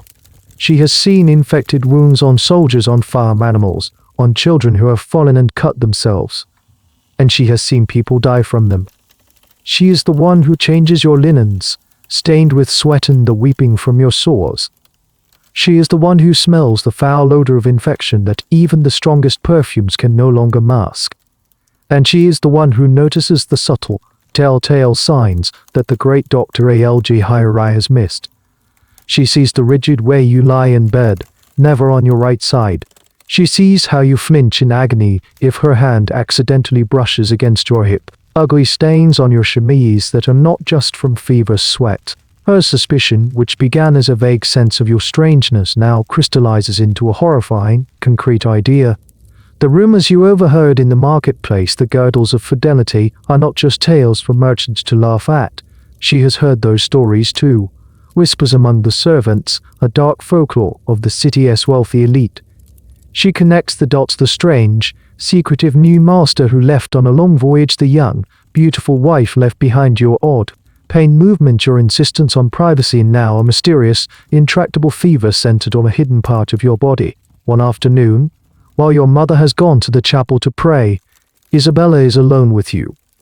You are in one of your fever dreams, tossing and moaning softly. Your nightgown has ridden up slightly in your thrashing. For a fleeting second, as she adjusts your blankets, she sees it. Just a glimpse. A dark leather strap high on your thigh and the glint of something metal beneath the fine linen of your chemise. Her face goes pale. The blood drains from her cheeks. The suspicion is no longer a suspicion. It is a fact. The grotesque stories are true. Her mistress is caged like an animal, and it is killing her. This moment is a crucial counterpoint to the official, male-dominated narrative of your life. While the doctor spouts theory and your mother prays, it is the uneducated maid, the woman with practical wisdom, who grasps the truth. It's a theme that repeats throughout history, the knowledge and power of women operating in the domestic sphere, often invisible to the formal structures of power. Isabella is, in this moment, a far better physician than Dr. Alg Hiri. She straightens your nightgown, her hands trembling slightly. Her mind is racing. She knows about the second key. A secret of that magnitude would never be left entirely to chance. A husband would leave a failsafe, a key in the hands of a trusted keeper, the bride's mother, most likely. She looks at your mother's desperate prayers and the doctor's useless, dangerous treatments, and she understands that they are all in their own ways paralyzed by a social order that would rather let a woman die than admit to such a shameful, brutal secret. Isabella is not bound by those same rules. Her loyalty is not to a system or to a promise made to a man she despises. Her loyalty, in this moment, is to the suffering girl in the bed in front of her. She makes a decision. It is a terrifying, dangerous decision. To act would be to defy the master of the house, to accuse him of monstrous cruelty, to expose your family to scandal, and to risk her own position, her livelihood, perhaps even her life, but to do nothing is to watch you die. She smooths your blanket, her expression hardening with resolve. She will not let that happen. She doesn't know how yet, but she will find a way. She will get the key. The maid, the servant, the invisible woman in the corner of the room has just become the most important person in your life. She is your only hope. While your body wages its war against the fever, your mind, in its brief moments of clarity, seeks refuge in the only way it knows how, through the written word. Before your illness, you had started to explore your husband's library. It is a merchant's library, full of ledgers, maps, and books on monde trade. But Marco, in his quest for status, had also acquired a small collection of humanist texts, poetry, and histories, the sort of books a man of his standing was expected to own. It is in these books you would hope to find some understanding, some context for your suffering. Now, lying in bed, you recall the passages you read. You had searched for any mention of the device that imprisons you, but you found nothing. The great poet Spetlock, Dante, wrote of idealized love of women as angelic beings, celestial guides. Their words felt like a cruel joke, a beautiful, ethereal fantasy worlds away from the cold, septic iron girding your flesh. The classical historians wrote of the virtues of Roman matrons, of their loyalty and chastity, but their virtue was a matter of character, not of external locks and keys. But you did find something else. You found stories, myths. Ovid's Metamorphosms, a book Marco owned in a fine hand-copied edition. You read the story of Danae, whose father locked her in a bronze tower to prevent a prophecy of her bearing a son who would kill him. A prison of metal, to control a woman's womb. You read of other jealous gods and paranoid kings, all going to extraordinary lengths to confine and control the women they desired or feared. What you were slowly realizing, even before the fever, was that while the physical object you wore might be rare, the idea behind it was not. The idea of imprisoning a woman to control her sexuality was an ancient, recurring theme, a dark thread woven through mythology and literature. This recognition does not lessen your physical pain, but it shifts your understanding of it. Your suffering is not just a personal, private horror inflicted by one cruel man. It is a single, modern verse in a very old, very ugly poem. This is a key insight that many historians and cultural analysts point to. The chastity belt as an artifact is fascinating, but its true power lies in its symbolism. It is the literal, physical manifestation of a metaphorical idea that has existed for millennia. The anxiety over paternity, the treatment of women as property, these are the ancient impulses that found their ultimate, grotesque expression in the design of the belt. Lying in your feverish state, fragments of these stories merge with your hallucinations. You are Danae in her bronze tower, but the tower has shrunk to the size of your own body, and the great god Zeus does not come as a shower of gold, but as a creeping rust. The Minotaur's labyrinth is not on Crete, but in the winding, impossible-to-clean crevices of your cave. You also remember a peculiar book you found, a more recent work, a sort of satirical collection of moral tales published in Germany. You'd stumbled upon a woodcut illustration. It depicted a blacksmith's workshop. In the corner, almost hidden in the shadows, hung a device that looked chillingly familiar. The text accompanying it was a mocking poem about a foolish, jealous husband. This was a revelation. In some circles, the device was not a secret but a joke, a symbol of cuckold and impotent male anxiety. The man who needed to lock up his wife was an object of ridicule, not respect. The existence of such satirical portrayals is a fascinating detail for historians. It suggests that while the belts may have been used by some, they were certainly not a universally accepted or respected practice. They were seen, at least by some commentators, as extreme, foolish, unpathetic. There was a counter-narrative, one of mockery and disdain for the very men who would employ such methods. This memory brings you a strange, bitter comfort in your delirium. Marco, in his quest for absolute control, in his belief that he was being a prudent and powerful husband, was actually embodying a figure of ridicule. He thought he was a king securing his kingdom, but in the eyes of the satirist, he was a jester in a fool's cap. The fever recedes for a moment, leaving you exhausted but lucid. You look at Isabella, who is sitting by your bed, her hands busy with some mending. But her eyes are fixed on you. You see a fierce intelligence in her gaze, a calculating resolve that was there before. You remember your desperate plea to your mother, and her refusal. You realize the doctor is a fool, and your mother is a prisoner of convention. But Isabella is different. She is not a noblewoman. She is not bound by the same codes of honor and obedience. She is a practical woman, a woman of the people, and she has seen the truth. In her eyes you don't see pity. You see a plan. A flicker of hope, the first you've felt in days, ignites within you. It is a tiny, fragile flame in the overwhelming darkness of your sickness, but it is there. Perhaps the key to your survival is not in the hands of a doctor or a noble lady, but in the calloused, capable hands of your maid. Isabella's plan begins to unfold not with a grand confrontation, but with a quiet, calculated campaign of psychological warfare. Her target is your mother. She knows that a direct plea will fail. Your mother is too deeply entrenched in her sense of duty to terrified of the scandal. So Isabella changes her tactics. She stops trying to fight the doctor's authority and instead begins to meticulously document his failure, using your mother's own fear against her. Every time your mother visits, Isabella is there to provide a grim, detailed report. The doctor's purgative was very strong today, my lady, she would say, her voice filled with feigned deference. The signora was so weak afterwards, I feared her spirit would leave her body. She would hold up your limp, pale hand. Her pulse is like a bird's wing, so faint. Dr. A.L.G. Haya I says it is the fever. But I have never seen a fever that leaves one so cold. She starts to talk about the funeral of another young noblewoman who died of a swift, mysterious illness the previous winter. She speaks of the grief of the woman's mother, the black mourning clothes, the terrible silence in the house afterwards. She paints vivid, heartbreaking pictures of loss, all while pretending to be making idle, sympathetic conversation. Her mother never recovered from the grief, Isabella would sigh, shaking her head. She said the silence was the worst part, the silence where heard Otter's voice used to be.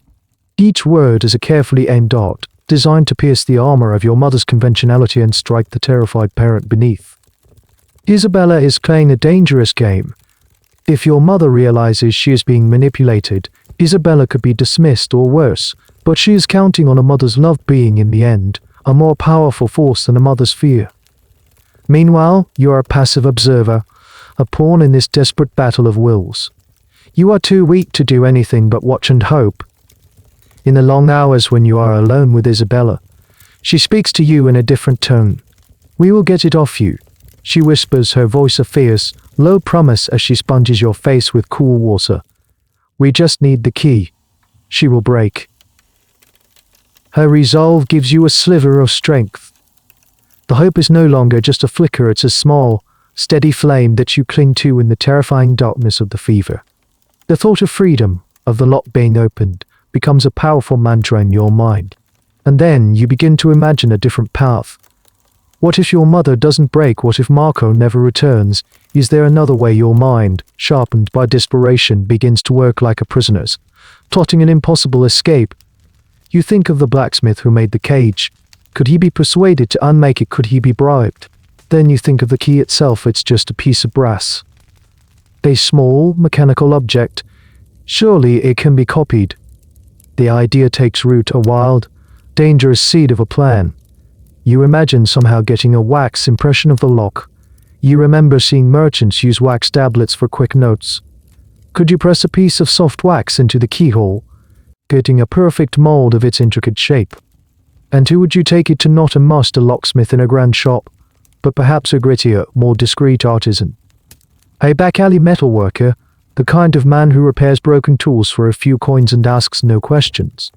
This is a side of Florence you have never seen, but you know it exists. The city's underbelly. A world of illicit dealings and desperate people, far from the noblewoman as a western sunlit piazzas. This fantasy becomes your secret comfort. You imagine Isabella, your loyal conspirator, slipping out of the house at dusk, her face hidden by a shawl, carrying a small lump of wax. You see her navigating the dark, narrow streets, finding the right workshop, negotiating with a shadowy figure.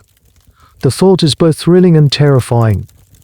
It's a complete rejection of your entire upbringing, of every rule you have ever been taught. Historians often debate the agency of women in such restrictive societies. While the official records are written by men and focus on their deeds, there is a rich history of female networks, of informal power, and of quiet resistance. Your fantasy of copying the key is a perfect example of this. It's an attempt to circumvent the formal, male-controlled system of authority. Marco, the doctor, by using informal, illegitimate channels, a back-alley craftsman, a secret conspiracy with a maid. Your mind gets lost in the details of the imaginary heist. How to get the wax, how to make the impression without anyone seeing, how to pay the craftsman. The planning, even though it's pure fantasy, gives you a sense of purpose, a feeling of control that you haven't had since your wedding day. You are no just a passive victim. You are a plotter, a conspirator, a woman trying to orchestrate her own liberation. One evening your mother is sitting by your bed, her face grey with exhaustion and despair. The doctor has just left, shaking his head, admitting he can do no more. The silence in the room is heavy with unspoken fear. Isabella enters with a fresh basin of water. As she leans over you, she catches your eye and gives a very slight, almost imperceptible nod towards your mother. The message is clear now. The turning point comes on a rain-swept Tuesday, 2 months after Marco's ship disappeared over the horizon. The timing is both a curse and a blessing. A letter has arrived. A fast galley, having outrun a storm, has brought mail from the east, and with it, a letter from your husband. Your mother brings it to your sick room, her hands trembling as she holds the folded parchment, sealed with the familiar Valenti crest. The arrival of the letter, a sign of life, should be a relief. But in the charged atmosphere of your near-fatal illness, it feels like a ghostly hand reaching across the sea to reassert its grip. It is from Marco, your mother says, her voice strained. He is well. His ship reached Alexandria safely. She doesn't open it. She just stands there, the letter a tangible symbol of the man to whom she made her promise. Isabella, ever the strategist, sees her opportunity.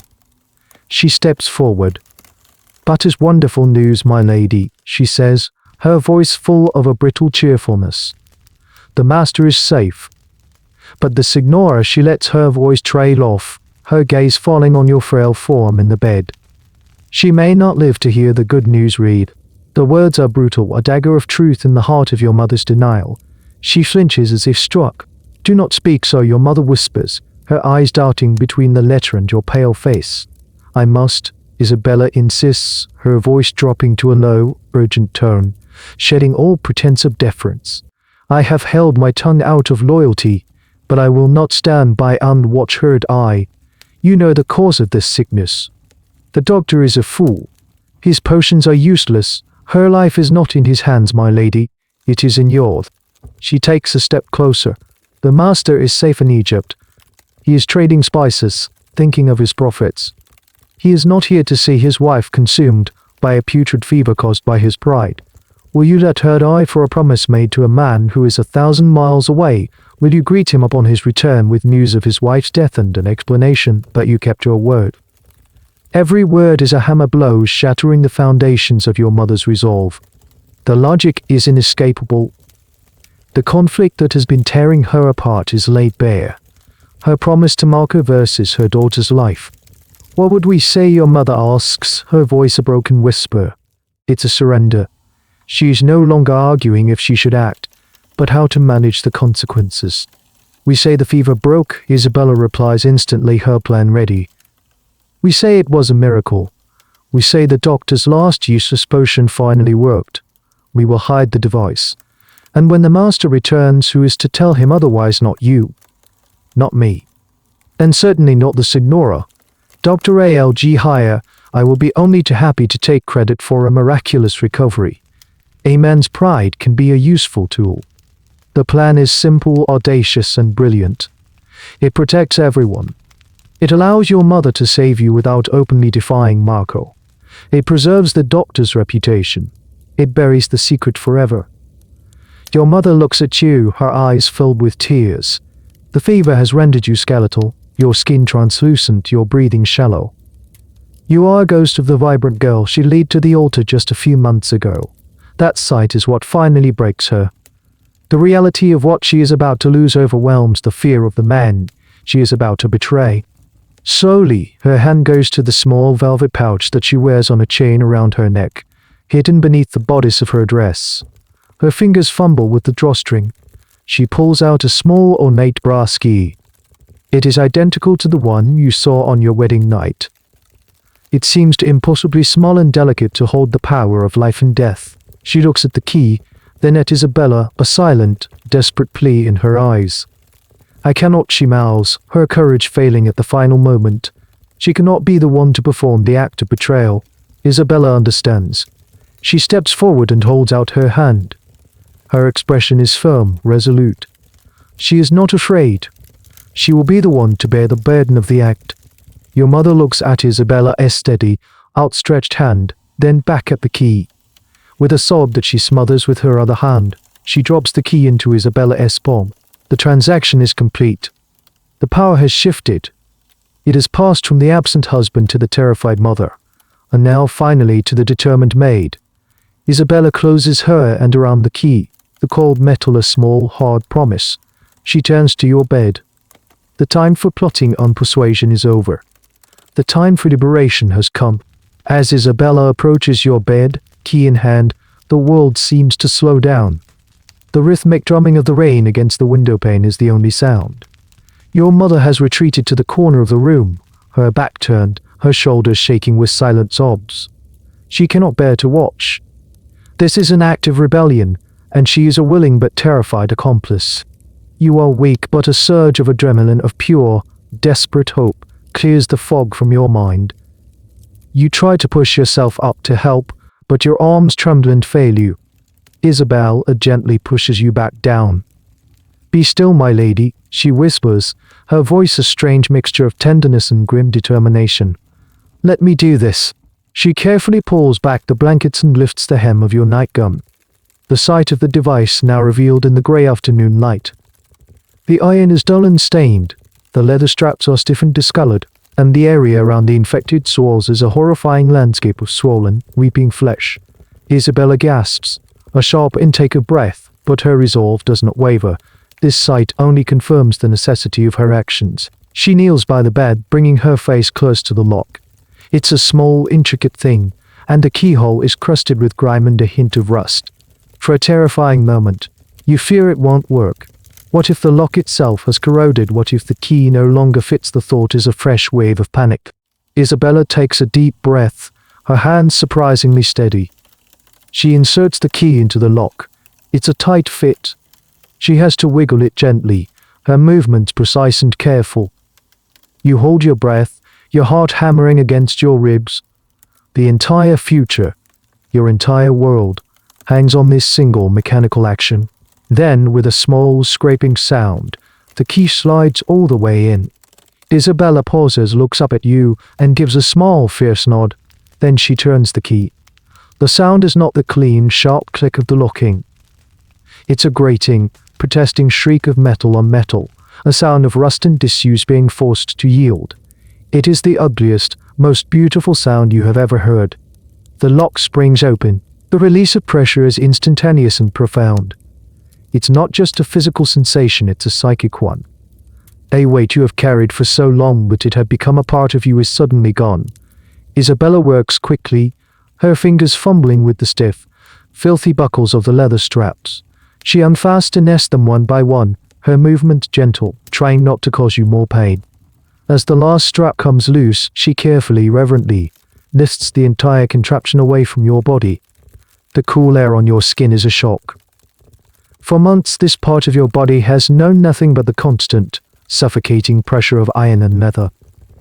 The freedom is so total, so abrupt, it is almost painful.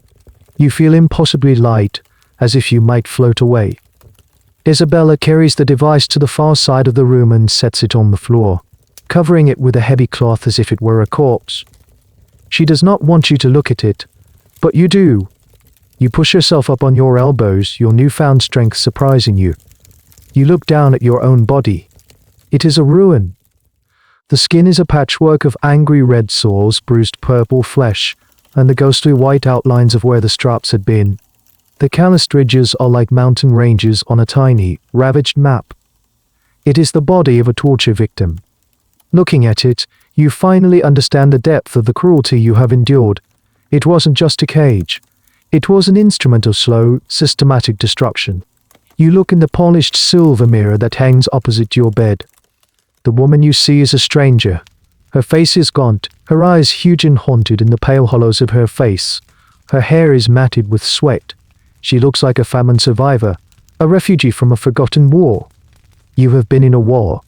A silent, secret war, fought within the walls of your own home, upon the battlefield of your own body. And you have, by the slimmest of margins, survived. A great, shuddering sob escapes you. It is a sound of pain, of grief, of overwhelming, gut-wrenching relief. You are crying for the girl you were, for the months you have lost, for the agony you have endured. But you are also crying with the sheer, unadulterated joy of being free. Isabella is by your side instantly, her arms around you. "It's over, my lady," she soothes, her own voice thick with emotion. "It's over. You are safe now." Your mother turns from the corner of the room, her face streaked with tears. She comes to the bed and falls to her knees, taking your hand in hers. "Forgive me," she weeps. "My child, forgive me." And in that moment, in that room, with the rain lashing against the windows, the three of you are bound together by a secret that will never be spoken of again. The maid, the mother, and the daughter, a trinity of silent conspirators. The cage is open. The prisoner is free. The long, slow process of healing can now begin. But as you look in the mirror at the ghost of a girl you have become, you know that some scars, the ones you cannot see, will never truly fade.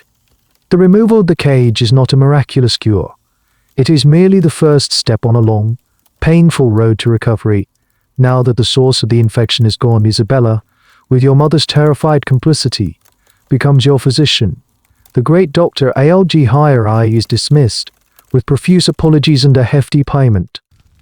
He leaves in a huff, muttering about the fickleness of women and the unpredictable nature of their humors, happy to wash his hands of a case that was tarnishing his reputation. Isabella's medicine is not based on ancient texts, but on the practical, herbal wisdom passed down through generations of women. She cleans your sores not with harsh lye, but with a gentle wash of boiled rainwater and chamomile. She applies a soothing poultice of crushed marigold petals and honey, a folk remedy known for its ability to fight infection and promote healing. It smells clean and sweet, a stark contrast to the foul odors you had grown accustomed. The pain is immense, especially during the daily cleaning of the wounds, but it is a clean, healing pain, not the grinding, septic agony of before. The fever breaks within 2 days. The deep, rattling chills subside. The hallucinations cease. You are left weak, exhausted, but blessedly lucid. Your body, freed from its iron burden and the poison it produced, begins the slow, arduous work of mending itself. During this time, as you lie in bed, slowly regaining your strength, You hear the news and gossip of the city, brought to you by Isabella or your visiting cousins. They speak of politics, of new trade alliances, of a scandalous affair between a cardinal and a duke's wife. Life in Florence continues its vibrant, chaotic dance. One day, a cousin, a flighty, talkative girl named Eleonora, brings a story that chills you to the bone. It's the most dreadful thing, she says, her eyes wide with a mixture of horror and morbid excitement. You remember the Portinari family, the bankers, their youngest daughter Bianca. She was married last spring to an old, frightfully jealous wool merchant from Siena. He was called away on business, and Eleonora leans in closer, lowering her voice to a conspiratorial whisper. He locked her up, with one of those things you know, the iron girdles from the scary stories. You feel the blood drain from your face. You lie perfectly still against your pillows, your expression carefully neutral. What happened, you ask, your voice a faint echo of its former self. Well, Eleonora continues, savoring the drama, she fell ill. A terrible fever that no one could cure. The family, so proud, so desperate to avoid a scandal, they kept it a secret. They let the doctors bleed her, but of course it did no good. By the time they finally removed it, it was too late. The corruption had gone too deep. She died last week. The story hangs in the air, a testament to a fate that was almost yours. Bianca Portinari, she had a name. She was a girl you might have seen at Mass, a face in the crowd, and she had died alone and in agony for the exact same reason you almost did. Her family's pride, their fear of scandal, had been a stronger force than their love or common sense. They had chosen to protect the family honor over their daughter's life. This news hits you harder than your own sickness. While you were fighting for your life, another woman, in another grand house in this very city, was fighting the same battle. And she had lost. Her story confirms the grim reality of the device. It was not just a myth, not just a joke for merchants, not just a private horror inflicted upon you. It was a real and lethal practice, however rare. The existence of other victims, a concept historians refer to as shared experience, is crucial. It transforms a personal trauma into a social phenomenon. Your suffering was not unique. This quiet, brutal war was being waged on multiple fronts, in the silent, private chambers of the city's elite. How many other Bianca's were there? How many stories were never told? Their victims buried along with their families' secrets. The question is unanswerable, haunting. You think of Bianca's family. They will mourn, of course. They will wear black and receive condolences. But they are also complicit in her death. They made a choice. They gambled with her life, and lost. Your mother, you realize with a fresh wave of gratitude and horror, stood at the same crossroads. She was brought to the very edge of that same abyss, and, thanks to Isabella's courage, she chose to turn back. The line between your fate and Bianca's was razor thin, decided not by doctors or husband, but by the will of two women in a sick room. You also learn a bizarre, chilling detail about Bianca's husband from Eleonora's gossip. It was said that the Sienese merchant was a collector of Roman antiquities, and that he owned a small, ancient lock, supposedly from the time of the Caesars, which he claimed was a lock of fidelity.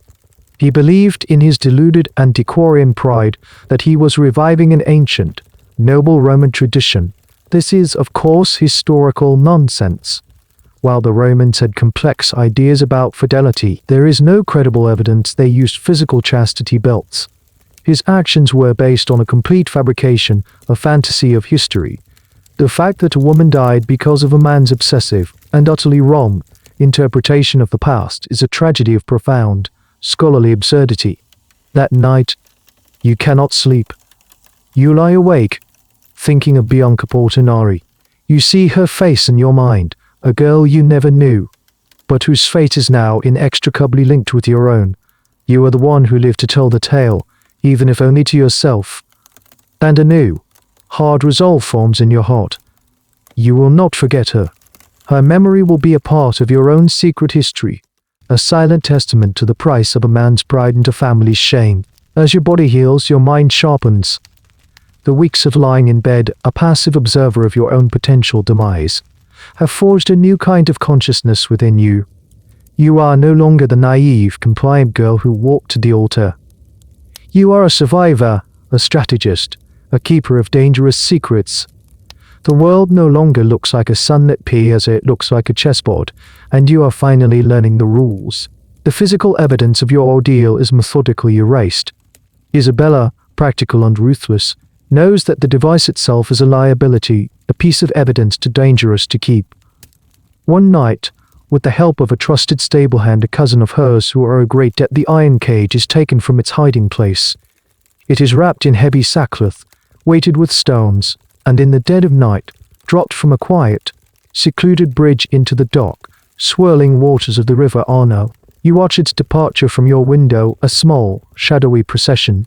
As it disappears into the night, you feel a final, definitive sense of release. Its physical presence is gone from your world forever. Your sores are healing, fading from angry, open wounds to puckered, silvery scars. They are a permanent reminder, a secret map etched onto your skin, but they are hidden, just as the story itself is hidden. You are regaining weight. A healthy color is returning to your cheeks. To the outside world, your recovery is a miracle, a testament to God's grace and, as he is all too happy to claim, Dr. A.L.G. Higher skill. But as your physical health returns, a new anxiety begins to fester. Marco will return. His letter, which your mother now reads to you, is full of his successes. He has secured a favorable contract for spices, he has outmaneuvered his Venetian rivals. He is planning to purchase a new villa in the countryside with his profits. He writes of his return in the spring, when the trade winds will be favorable. Spring, the word that once sounded like a promise of liberation now sounds like a ticking clock. You begin to have a new kind of nightmare. In it, Marco returns. He is smiling triumphant. He strides into your chamber holding the brass key. "I have returned, my dear," he says. "Now, let us see how well my little gift has served its purpose." And you have to stand before him, knowing the lock is gone, the cage is at the bottom of the river, and your body is a tapestry of scars. You become obsessed with imagining this confrontation. How will he react? Will he believe the story of the life-threatening fever, or will his suspicious mind see it as a trick? A lie to cover some imagined infidelity. The very purpose of the device was to eliminate doubt, to provide him with absolute certainty. But your illness has subverted his plan. It has replaced his cold, mechanical certainty with a messy, inconvenient, unambiguous human reality. You question your mother and Isabella relentlessly. What will we say when he asks to see it when he wants to unlock it himself? He will not ask, Isabella insists, her voice firm. His first sight of you will be your face, the health in your cheeks. He will see a wife who has recovered from the brink of death. To immediately demand to see the cage would be monstrous, even for him. He is a proud man. He will not want to appear a brute, and the scars you whisper, the fever your mother says, the lie now smooth and practiced on her tongue. The fever caused a terrible rash. Dr. A.L.G. Higher, I said he had never seen such a case. The skin peeled away. We were lucky to save you. The story is plausible. It is cohesive. It is, you realize, the perfect defense. It even allows Marco to feel a twisted sort of pride. His wife was so delicate, so virtuous, that her body reacted to the fever in this extreme way. The lie is tailored to his ego. Yet, the fear remains. You are preparing for the greatest performance of your life. The role is not the dutiful wife, but the miraculous survivor. You must be convincing. Your gratitude for his return must seem genuine. Your account of the illness must be flawless. Any hesitation, any flicker of fear or defiance in your eyes could give you away. This period of anxious waiting highlights a fascinating aspect of power and control. Marco used a physical object to enforce his will. You, in turn, are learning to use an intangible weapon, a narrative, a well-constructed story. You are fighting his iron cage with a cage of words, a fiction so perfectly built that he will walk into it willingly, believing he is still the master of the situation. Historians who study subaltern resistance often focus on these acts of narrative sabotage, where the powerless use stories, rumors, and deception to undermine the authority of the powerful. You spend hours in front of the mirror, just as you did in the first days of your marriage. But you are not practicing a facade of grace. You practice your smile. You practice the look of faint, feminine weakness that you will affect when he arrives. You practice telling the story of your illness, adding small, convincing details until it flows from your lips like a prayer. You are forging a new self, a character designed for the express purpose of deceiving your husband. It's a bitter, exhausting, and necessary form of art. And you know that your life may depend on how well you perform. Spring arrives, not as a gentle promise, but as an impending judgment. The almond trees blossom in a riot of pink and white.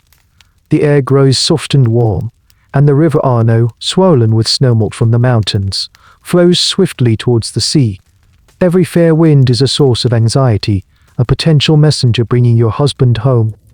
The news of his ship's arrival at the port of peace comes on a bright afternoon in late April. A courier, his horse lathered in sweat, delivers the message to the Palazzo Valente. Marco will be in Florence by nightfall. The house, which had settled into a quiet, feminine rhythm in his absence, is instantly thrown into a state of controlled chaos. The major domo barks orders, servants scurry to and fro, and the kitchen is filled with the frantic energy of preparing a feast for the master's return. You watch it all from a distance, feeling a cold knot of dread tighten in your stomach. The curtain is about to rise. You spend the afternoon in your chambers with Isabella and your mother, preparing for the confrontation. They dress you with the care of armorers preparing a champion for a duel. The gown they choose is modest and beautiful, a soft green velvet that complements the healthy color that has returned to your face. It is designed to project an image of serene, fragile beauty, a woman who has been touched by tragedy but has emerged by the grace of God intact. Remember, Isabella murmurs, her hands deftly arranging your hair. You are overjoyed to see him. You are grateful for his safe return. You are a wife who has missed her husband. And you are still weak, your mother adds, her own face pale with nerves. The fever took a great toll. Do not rise too quickly. Let him come to you. They are your directors, your co-conspirators, coaching you for your role. You look at your reflection. The girl in the mirror looks calm, composed, even happy. It is a masterful illusion. Beneath the velveteen, the carefully arranged hair. Your heart is a frantic bird beating against the cage of your ribs. You hear the commotion in the courtyard below, the clatter of horses, hooves on cobblestones, the excited shouts of the stable hands, the deep, familiar voice of your husband giving orders. He is here.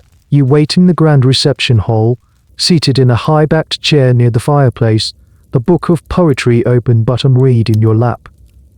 The picture of domestic tranquility. Your mother sits nearby, her embroidery trembling in her hands. Isabella stands in the shadows by the door, a silent, watchful sentinel. The doors to the hall swing open, and there he is. Marco looks older, his face leaner and darker from the Egyptian sun. He is dressed in fine, foreign-looking clothes, and he exudes an air of success and command. His sharp, appraising eyes scan the room and immediately find you. He stops for a moment, taking in the scene. You see a flicker of surprise, then satisfaction on his face. He sees his beautiful wife, his well-ordered house. He strides towards you. You slowly rise, as if the effort is great, and perform a small, graceful curtsy. My husband, you say, your voice soft and steady. Welcome home. God has returned you to us safely. Your delivery is flawless. Isabella, he says, his eyes never leaving you, you may go. It is a dismissal. He wants to be alone with his wife. Isabella gives you one last, encouraging look and slips from the room, closing the heavy doors behind her. Now it is just the three of you. The husband, the wife, and the mother-in-law, who looks as if she is about to faint. You look well, he says. It is a statement, not a compliment.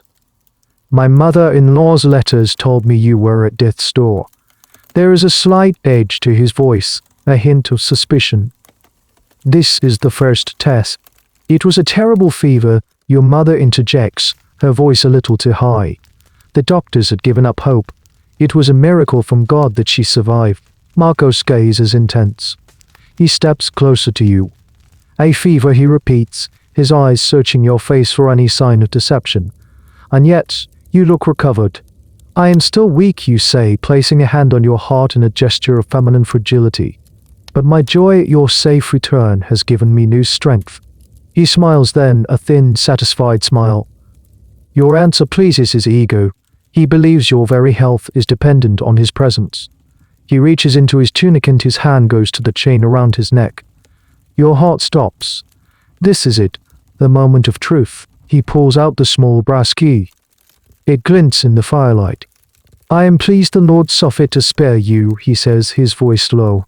But my own small efforts to protect you also played their part, I trust. My little gift. It kept you safe and secure in my absence, did it not? He holds up the key. It is a question, a demand, and a threat all in one. The air is thick with unspoken tension. Your life hangs in the balance of your next words. You meet his gaze. You do not flinch. The weeks of rehearsal, the memory of Bianca Portinari, the feel of the phantom cage, it all coalesces into a core of pure cold resolve. You will not let him break you. Your gift, you begin, your voice a carefully crafted mixture of wifely obedience and painful memory. It was a constant reminder of my vows, my husband, but it was also the seat of the sickness. Marco's smile falters. A flicker of confusion crosses his face. What do you mean? When the fever came, you continue, your voice dropping to a near whisper, forcing him to lean in to hear.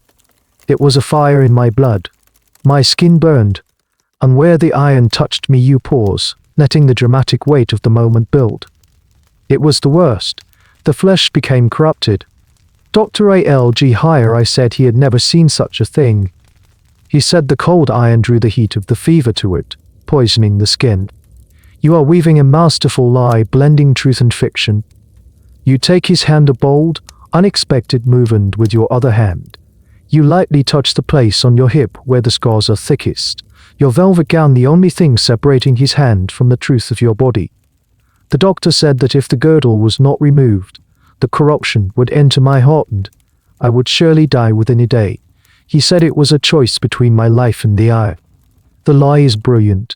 It doesn't blame him directly. It blames the fever, the iron, the learned ignorance of the doctor. It presents a medical dilemma in which he was not a participant, but an absent, concerned party. It makes the removal of the device not an act of rebellion, but an act of rebellion, but an act of life-saving necessity. Your mother, seeing her cue, steps forward. It is true, Marco, she says, her voice trembling with what he will interpret as the memory of fear, but which you know is pure, unadulterated terror. The doctor demanded it. I had to make a choice, to honor my promise to you, or to save our daughter's life. I prayed for guidance, and I chose my daughter. I had the key. I had to use it. Can you forgive me? She sounds genuinely hysterical, which she is. Marco is silent. He looks from your face to your mother's, then back again. His mind, so adept at calculating profit and loss, is now processing this new, unexpected information. He is being presented with a story that is, on its surface, perfectly logical within the medical understanding of his time. It is a story of a freakish, unexplainable illness, and crucially, it is a story that does not question his authority or your fidelity. He pulls his hand away from yours. He looks at the key in his own hand, this symbol of his power and control, now rendered meaningless. It was supposed to be the ultimate security measure, a perfect system. But it was defeated by the messy, unpredictable nature of a woman's body. It was defeated by biology. And the device itself, he asks, his voice flat, devoid of emotion. The doctor ordered it burned, Isabella's voice says from the doorway. She has re-entered, silent as a cat, holding a tray with a glass of wine. He said it was full of contagion and miasma. That to keep it in the house would be to invite the plague. We had the stable boy take it to the blacksmith forge. It was melted down. It's the final, perfect piece of the lie. The evidence is destroyed. There is nothing for him to inspect, nothing to question. There is only the story, now corroborated by 3 separate, convincing witnesses. Marco looks at the key in his hand one last time, a small, useless piece of brass. Then, in a gesture of finality, he unclasps the chain from around his neck and throws the whole thing in chain into the fireplace. It lands with a soft clatter on the hot embers. He has accepted it. The performance was a success. He turns to you, his expression unreadable. It seems my efforts to protect you were overzealous. The Lord works in mysterious ways. We will speak no more of it. It is not an apology, it is a command. A command to erase this inconvenient, embarrassing chapter from your shared history. He is a man who hates failure, and the device was a failure. He wants it forgotten. And you are only too happy to oblige. Yes, my husband, you say, lowering your eyes in a gesture of submission. Let us thank God for my recovery and for your safe return. He nods, the master of his house once more. He takes the glass of wine from the tray Isabella offers. The crisis is over. The storm is past. You have won. You have faced the monster in his den and defeated him, not with a sword, but with a story. Later that night, alone in your chamber, you look at your reflection. The same girl, the same dress. But everything is different. You have learned the true nature of power. It is not always in the lock or the key or the iron cage. Sometimes it is in the quiet courage of a maid. Sometimes it is in the desperate love of a mother. And sometimes it is in the story a woman tells to save her own life. You are free, and you will never, ever be that naive, trusting girl again. The weeks that follow Marco's return are a strange, surreal performance of domestic harmony. He is a man buoyed by his success abroad, eager to display his newfound wealth and status. He hosts lavish dinners for other merchants, buys you expensive jewelry, and speaks of acquiring a title. You play your part as the dutiful, adoring wife to perfection. You are serene, graceful, and impeccably dressed. You are a beautiful object, a testament to his good fortune. But beneath the placid surface of this new life, the past is a constant, invisible presence. The scars on your skin, now faded to silvery white lines, are a secret you share with no one but Isabella and your mother. Every time you dress, every time you bathe, you are confronted with the physical map of your ordeal. They are a permanent part of you, a hidden text that only you can read. They do not pain you anymore, not physically, a phantom reminder of the chafing leather and rusting iron. The real scars, however, are deeper. They are the invisible wounds on your psyche. You have been fundamentally changed. You can no longer see the world as a safe or predictable place. You see the hidden motivations behind people's smiles, the calculations in their eyes. You have learned to be a watcher, an observer, constantly assessing threats and opportunities. The naive trust you once had in the structures of your world in family, in marriage, in authority has been shattered and replaced by a cold, clear-eyed pragmatism. You sleep lightly, waking at the slightest sound. You have a recurring dream, but it's no longer the terrifying hallucination of the fever. It's a quiet, unsettling dream. In it, you are standing in a vast empty room. In the center of the room is the chastity belt, clean and polished, sitting on a velvet cushion like a crown. You know you are free. You know it's just an object, but you cannot take your eyes off it. It has a gravitational pull. You wake up with a feeling not of terror, unshakable unease. The device, though gone, has left a ghost in your mind. This is a phenomenon that historians and psychologists who study trauma recognize well. The physical ordeal may be over, but the emotional and psychological impact endures. It's the invisible scar, the legacy of an event that reshapes a person's inner world long after the external circumstances have changed. Your relationship with Marco is a carefully managed lie. You are polite, you are emotionally distant. You have built a wall around your inner self, a fortress that he can never breach. He is not a man who deals in emotional subtleties. As long as you perform your duties, manage his household efficiently, and look beautiful on his arm, he is content. He sees the placid surface and assumes the depths are equally calm. He has no idea that the woman he married is gone, replaced by a stranger who wears her face. A strange bit of trivia you once learned comes to mind. In ancient warfare, sometimes a besieged city would surrender, and the conquering general, in his mercy, would not tear down the city walls. He would leave them standing but remove the gates, as a permanent symbol of the city's defeat and his power. You feel like that city. The cage is gone, but the memory of its walls remains, a constant, silent reminder of your vulnerability, and your hard-won survival. Your relationship with your mother has also changed. There is a new, fragile bond between you, forged in the crucible of your illness and her impossible choice. But there is also a barrier of unspoken resentment. You know she loves you, but you also know that she was willing to let you die to uphold a promise to a man. She almost chose honor over love. You have forgiven her, but you can never forget. The knowledge of her weakness, of her complicity, lies between you like a shadow. The only relationship that has been purified by the ordeal is your bond with Isabella. The lines between mistress and maid have blurred into a deep, unspoken alliance. She is the only person in the world who knows the complete truth. She orchestrated your rescue, and she helped you build the lie that keeps you safe. There is a bedrock of trust between you that is stronger than blood or marriage. She is your confidant, your co-conspirator, your sister in arms.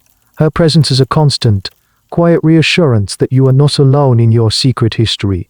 You are free, but your freedom is a conditional, precarious thing. It is a freedom you have had to fight for and lie for, and must continue to perform every single day. The lock may be at the bottom of the Arno, but a more subtle, more insidious lock remains: the knowledge of what can be done to you, of how quickly your world can be turned into a prison.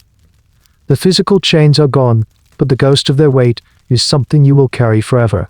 In the years that follow, you settle into your role, a Signora Volenti with a skill and grace that earns you the admiration of Florentine society. You bear Marco to healthy sons, securing the Volenti line and, in the eyes of the world, fulfilling your ultimate purpose as a wife. Your husband, pleased with his heirs and his ever-growing fortune, becomes less of a jailer and more of a distant, preoccupied patriarch. His long voyages continue, and you find that you treasure his absences, which leave you as the undisputed ruler of your domestic kingdom. You are a good mother, fierce in your love for your sons. But you are determined to raise them differently.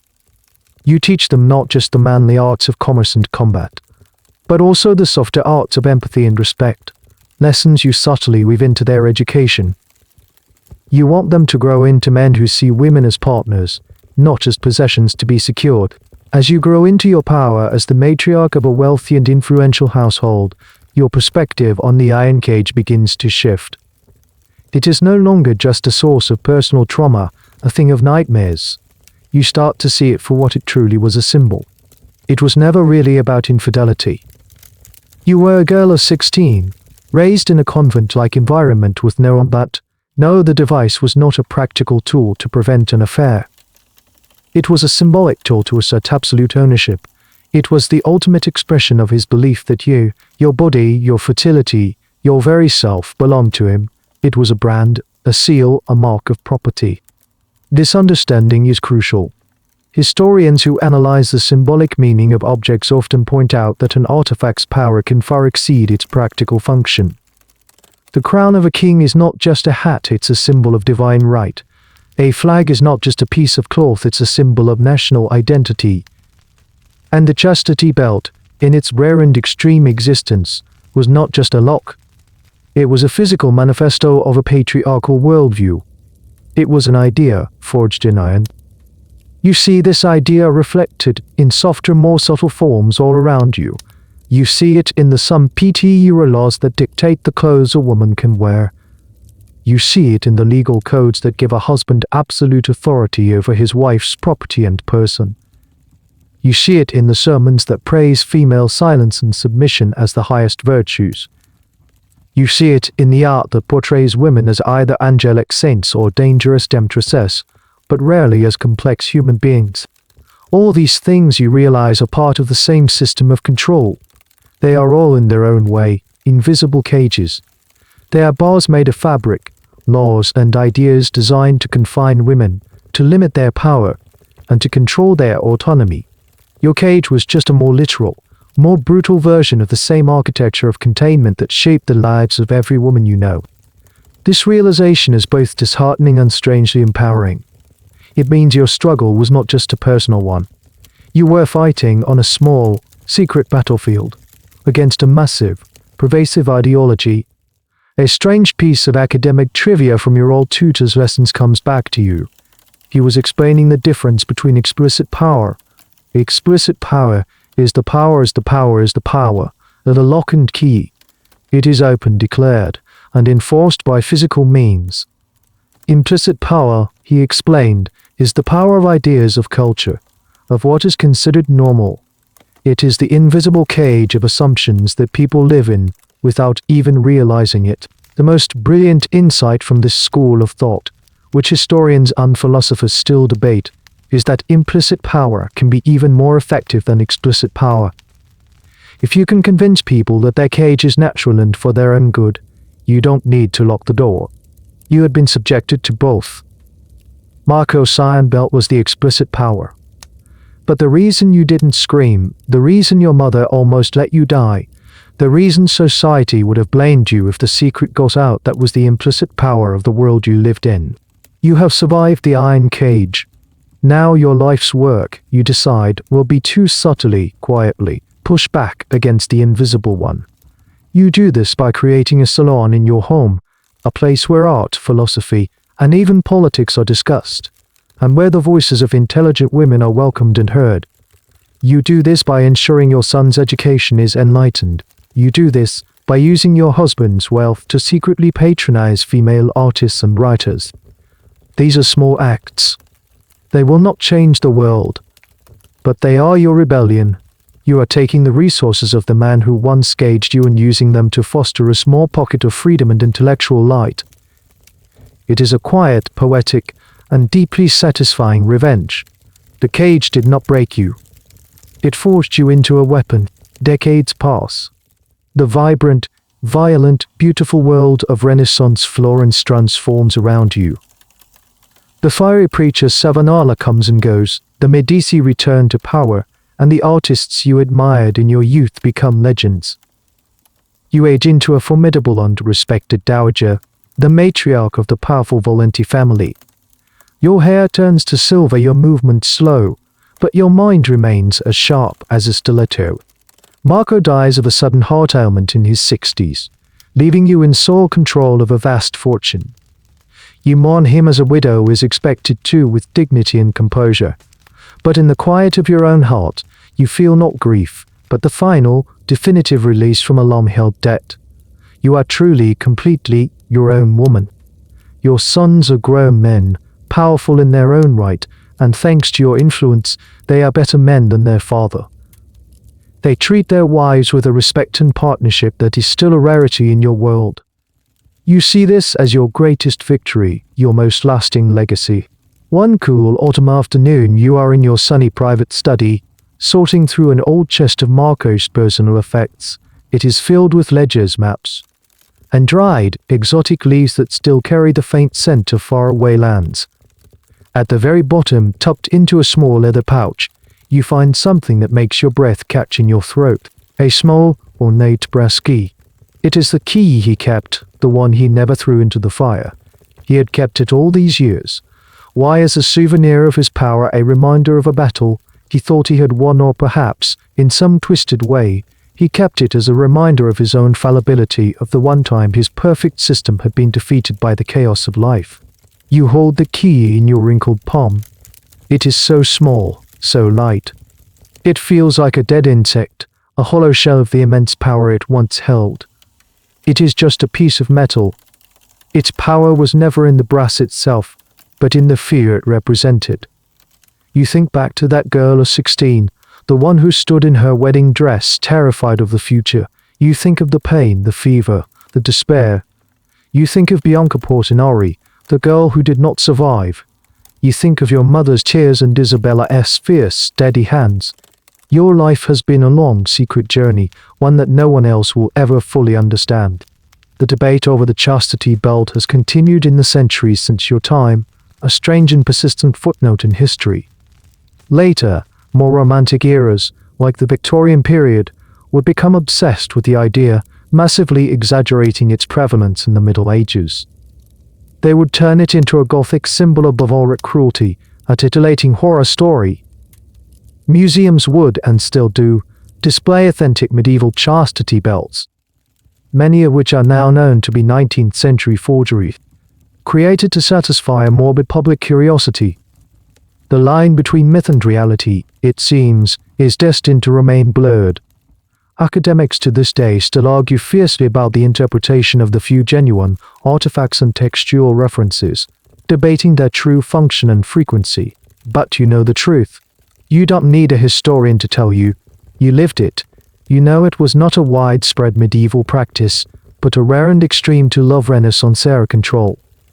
You know it was not a romantic symbol, but a septic, tortuous reality. You know its true horror was not just the lock, but the complicity and silence that surrounded it. You walk to the open window of your study. The city of Florence, your city, is spread out below you, bathed in the golden light of late afternoon. You look at the key one last time. It is a relic of a past that no longer has any power over you. With a simple final gesture, you open your hand and let the key fall. It tumbles through the air end over end, a tiny glint of brass catching the sun. It disappears into the lush greenery of the courtyard gardens below, lost forever in the soft earth. You turn away from the window, a faint, serene smile on your lips. The last chain has been broken. The last ghost has been laid to rest. You are free. You look towards the future, your future, a blank, unwritten page. And you are ready to write it yourself. And so our journey ends. The story fades, like the last light of a Tuscan afternoon. The echoes of Florence, the clang of the blacksmith, the whispers in the piazza, the grating turn of a key all melt away, leaving only the gentle hum of the fan in your room. The weight of the iron, the chill of the fever, the warm freedom, let them all become soft and distant now. Feel the lightness in your own limbs, the simple, quiet miracle of a body at peace, unburdened. Imagine the little brass key lying in the cool, dark earth of the garden. It is silent now. It holds no more power. It is just a shape, a memory, slowly being reclaimed by the soil. The scars have faded. The fear has dissolved into the long, quiet river of time. And you, listening, here in the stillness of your own night, can let it all go. Let the narrative drift away, like a boat sailing out from a harbor, growing smaller and smaller, until it is just a speck on the horizon of your sleep. There are no more cages, no more locks. There is only the soft, steady rhythm of your own breathing, a quiet tide pulling you gently out into the deep, peaceful ocean of dreams. The end of the article. Good night.